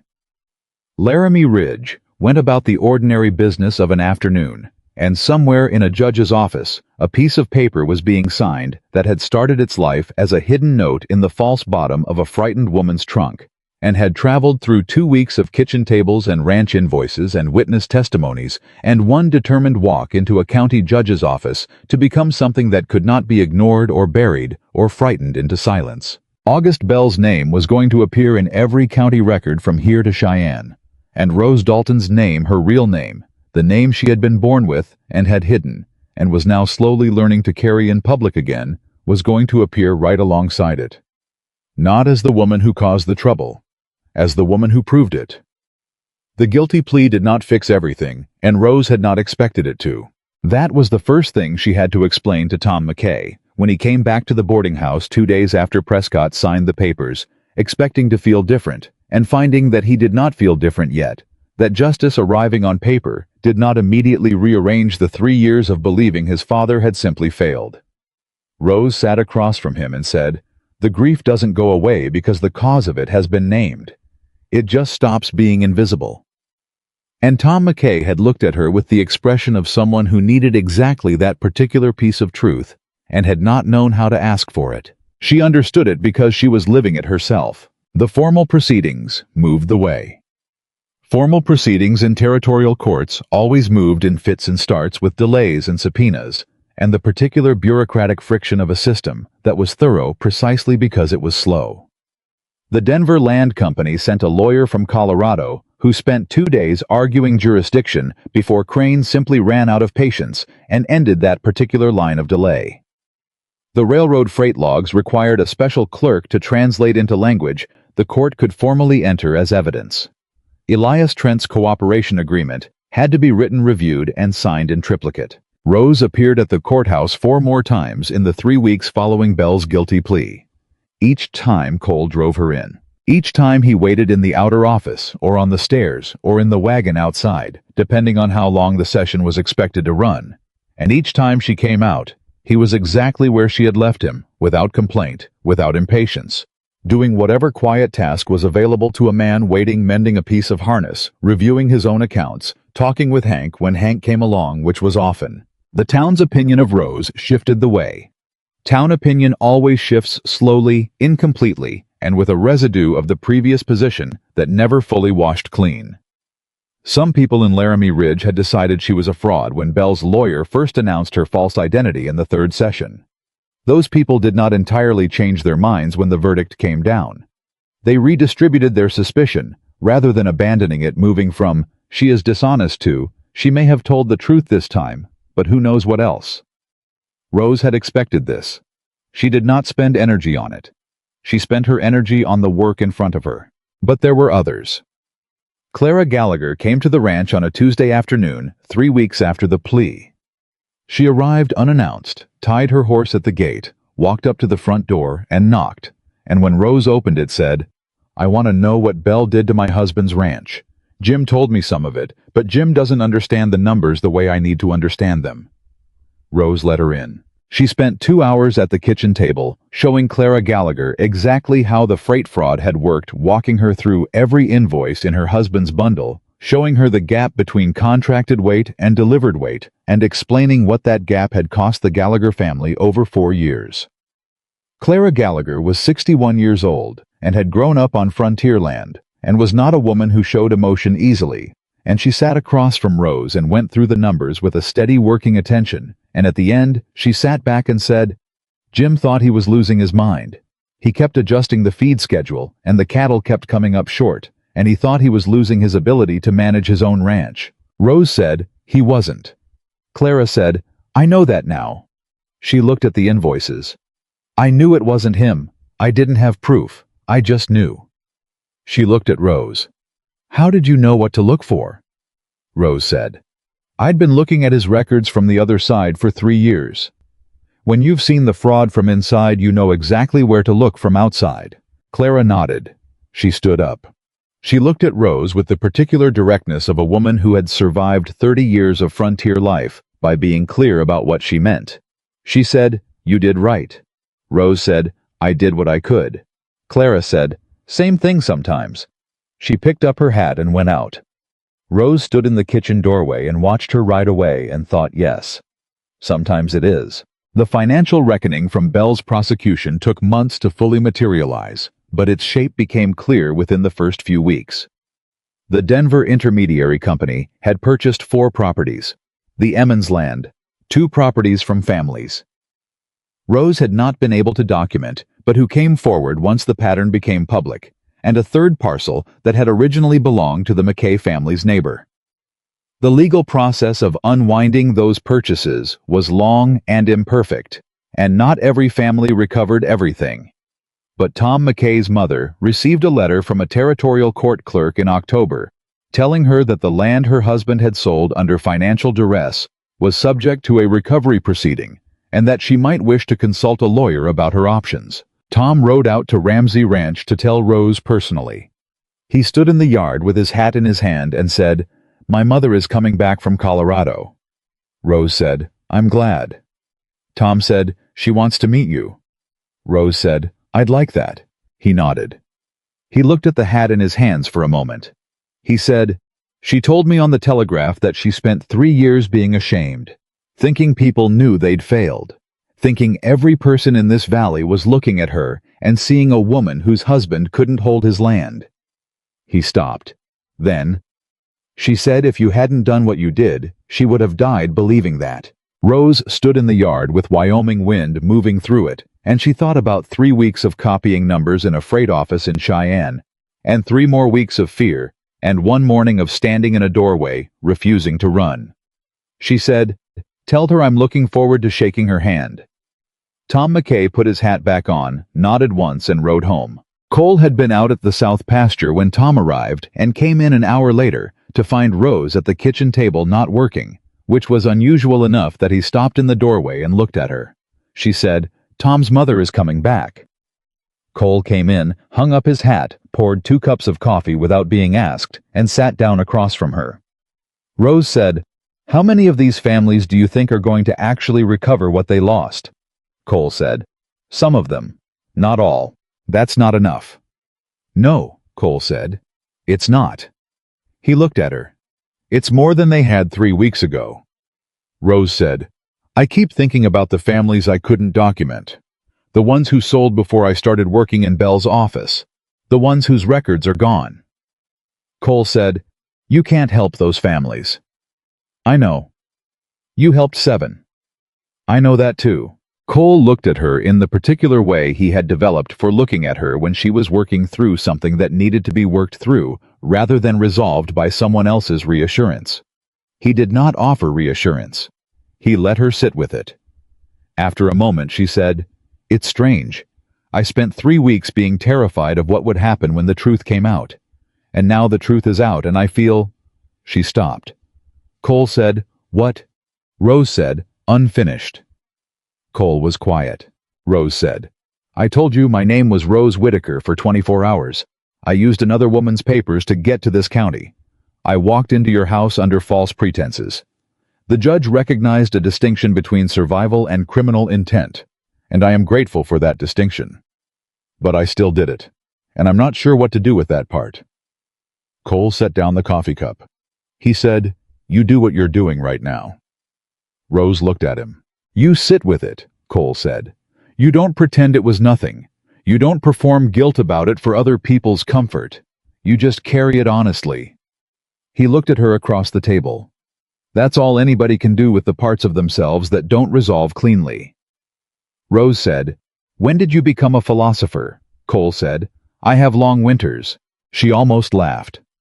The almost laugh was close enough to the real thing that the tension in the kitchen shifted by several degrees, and Cole looked at her with that barely visible thing she had learned to read in his face, the expression that in another man would have been a smile, and in Cole Ramsey was a kind of deliberate stillness around the eyes. That evening after supper, Cole did something he had not done in the 5 weeks since Rose had arrived at his ranch. He sat in the parlor, not at the table with accounts, not on the porch checking the weather. He sat in the parlor, which was still a working room full of ledgers, but he sat in it without working, which was a thing. Cole Ramsey apparently almost never did, and Rose knew this because she had not once seen him do it. She came in from the kitchen and stopped. He said, "Sit down." She sat. For a moment, neither of them said anything. The house was quiet the way it had been quiet the first night she arrived, but completely differently. Not the silence of two strangers, being careful around each other, but the silence of two people who had learned each other's rhythms well enough that the silence itself carried information. Cole said, "The matrimonial agency letter." Rose went still. Cole said, "The real one. The one they sent me telling me that Rose Whitaker wasn't registered with them." He reached into the desk drawer beside him. He put the letter on the table between them. Then he reached into the same drawer and took out something else, unfolded it, and placed it beside the letter. Her hidden note. The original. The one she had given him in the kitchen during the confrontation, the one that had started everything. 2 pieces of paper on a parlor table. One representing the woman he had expected. One representing the woman who had actually arrived. Cole looked at them. Then he looked at her. He said, "I wrote to the agency." Rose said, "When?" "Last week. I told them that the arrangement as originally described was no longer applicable, that circumstances had changed." He paused. "I didn't give them details." Rose said, "What did you tell them?" "That the matter was resolved between the parties involved and they should close the file." He looked at her. "Which is true?" Rose said, "Is it?" Cole said, "That depends on you." The parlor held that between them for a long moment. Rose looked at the matrimonial letter. She looked at her note. She thought about the woman who had written that note in a freight office in Cheyenne with shaking hands, who had been so frightened that she had hidden it in the false bottom of a trunk, and labeled the outside with instructions for if she disappeared because disappearing had seemed like a realistic possibility. She said, "I saved enough money to leave." Cole said, "I know. I've been saving since my first week here. The accounts, the renegotiated freight contracts you've been paying me." "You earned it," Cole said. "I told you the work was yours. The payment goes with the work." Rose said, "I could go somewhere. Build something of my own. I have a name back now. I have a record that shows what I did here." She looked at him. "I have options I didn't have when I arrived." Cole said, "Yes." "You're not going to argue?" "No." "Why not?" Cole said, "Because if you stay here, I don't want it to be because you didn't have anywhere else to go. That's how it started. That's not how I want it to continue." Rose looked at him. She thought about the first morning. The coffee already made. The ledger open on the table. The careful privacy he had maintained around her trunk. Her note, her secrets not from indifference, but from respect. The way he had said, "I believe the invoices," when she asked if he believed her, because he was a man who built trust on evidence rather than feeling, and she had given him evidence and the evidence had held. She said, "Do you want me to stay?" Cole said, "Yes." One word. The way he said most things that mattered directly without decoration, without the qualifying language that leaves a person uncertain whether they've actually been told anything. Rose said, "As your bookkeeper." A pause. Cole said, "If that's what you want." "And if it isn't?" Cole looked at her with that steady, unremarkable, unperformative directness that she had trusted with more than she had trusted anything in years. He said, "Then we discuss considerably better terms. When you're ready, not before." Rose looked at the 2 pieces of paper on the table. The matrimonial letter and the hidden note. The arrangement that had never really existed, and the truth that had always been there underneath the surface of it, waiting. She reached out and pushed the matrimonial letter to the side. She left her note where it was. Cole watched her do it. He said, "That an answer?" Rose said, "That's a beginning." Cole picked up his coffee cup. The corners of his mouth moved in the fractional way that was the closest he generally came to a full expression of satisfaction. He said, "All right." The better terms took several more months to negotiate, which suited both of them, because neither Cole Ramsey nor Rose Dalton was the kind of person who moved faster than the evidence warranted. What happened in those months was not courtship in the traditional sense. No dances, no formal calls, no elaborate gestures of romantic intention. What happened was that Rose renegotiated the Ramsey Ranch freight contracts through a new operator out of Cheyenne, who came with verified weights and references from 3 counties. She reorganized Cole's winter feed purchasing cycle to reduce costs by 14%. She began corresponding with a lawyer in Denver about the recovery proceedings for the affected families, writing letters on their behalf that were precise, documented, and completely without sentiment, which made them considerably more effective than sentiment would have been. Cole expanded the herd by 11 head. In the autumn, a careful expansion that Rose had calculated was sustainable, given the improved feed costs and renegotiated contracts.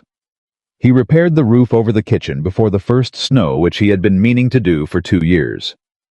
He began leaving 2 coffee cups out in the morning instead of 1, which was a small thing, and also not a small thing at all. They talked in the evenings. Not always about ranch business, sometimes about the families, sometimes about what the territory would look like when the Denver proceedings finally resolved, sometimes about nothing in particular. Rose told him about Nebraska, about the years before Cheyenne. Cole told her about Eleanor, not at length, not in the way of a man assigning his wife's memory, a role in someone else's story, but in the natural way of a man for whom that part of his life was real and deserved to be spoken of honestly. Rose listened without trying to be a replacement, and without pretending the past didn't exist, which Cole recognized and was grateful for without saying so directly. One November evening, Hank and Martha came for supper, the first social occasion Rose had hosted at Ramsey Ranch, an event she had prepared for with characteristic thoroughness, and experienced with the slight disorientation of someone discovering that a house she had been managing for months had somehow, without announcement, become her house. Martha noticed. Of course Martha noticed. She had been noticing things at doors for 20 years. She caught Rose in the kitchen between courses and said, "You look settled." Rose said, "I am." Martha said, "Good." She paused. "Cole looks better than he has in years," Rose said. "He's sleeping better. The account worry was keeping him up." Martha looked at her with the expression of a woman who was fully aware that account worry was not the only relevant variable, and had decided not to say so directly because she didn't need to. She said, "Yes, I'm sure that's it." Rose almost smiled. The formal question came on a December evening when the first serious snow of the year was building against the east wall, and the kitchen was warm, and Rose had been working through the quarterly accounts while Cole read by the fire, and it had been quiet for 2 hours in the good way, the way that no longer required either of them to manage. Cole set down his book. He said, "Rose." She looked up. He said, "I want to ask you something, and I want you to answer it honestly, not the way you think I want to be answered." Rose set down her pen. Cole said, "Do you want to stay here?" She said yes. He said, "Not because it's safe, not because you've built something here and leaving would mean starting over, because you want to be here, in this house, in this valley." He looked at her.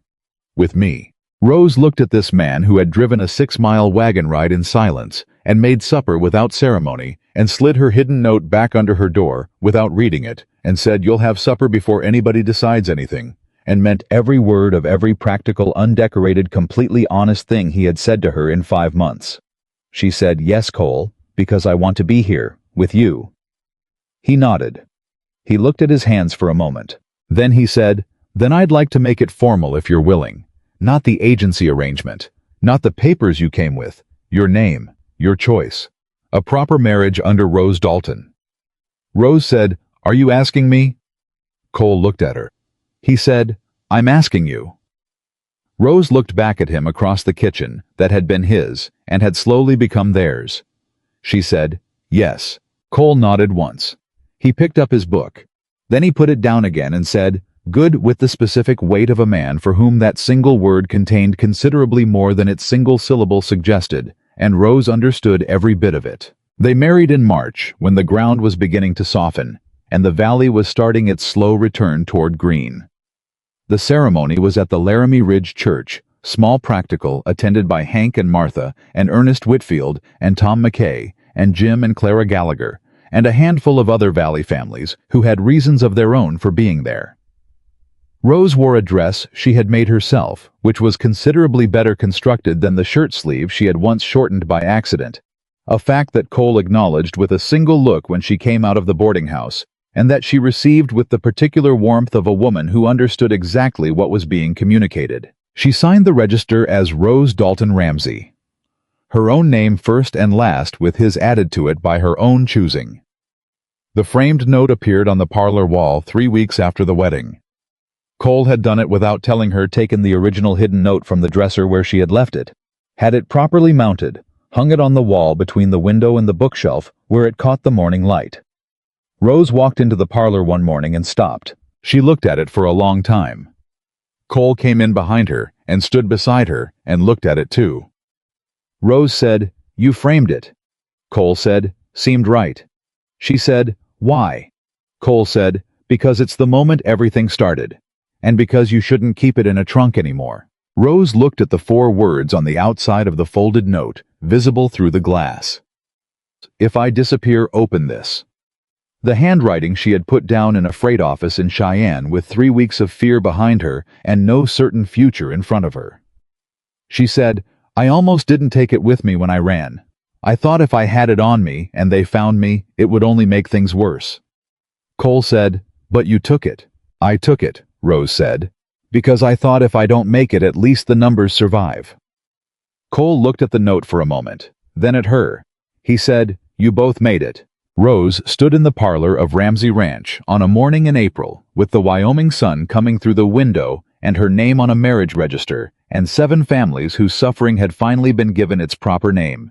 And she thought about a frightened woman at a stage depot making the best decision available to a frightened person, and a stranger who had said, "You'll have supper before anybody decides anything," and a piece of paper that had blown under a bedroom door and started the slow, difficult, completely necessary process of the truth working its way into the light. She reached out and touched the frame.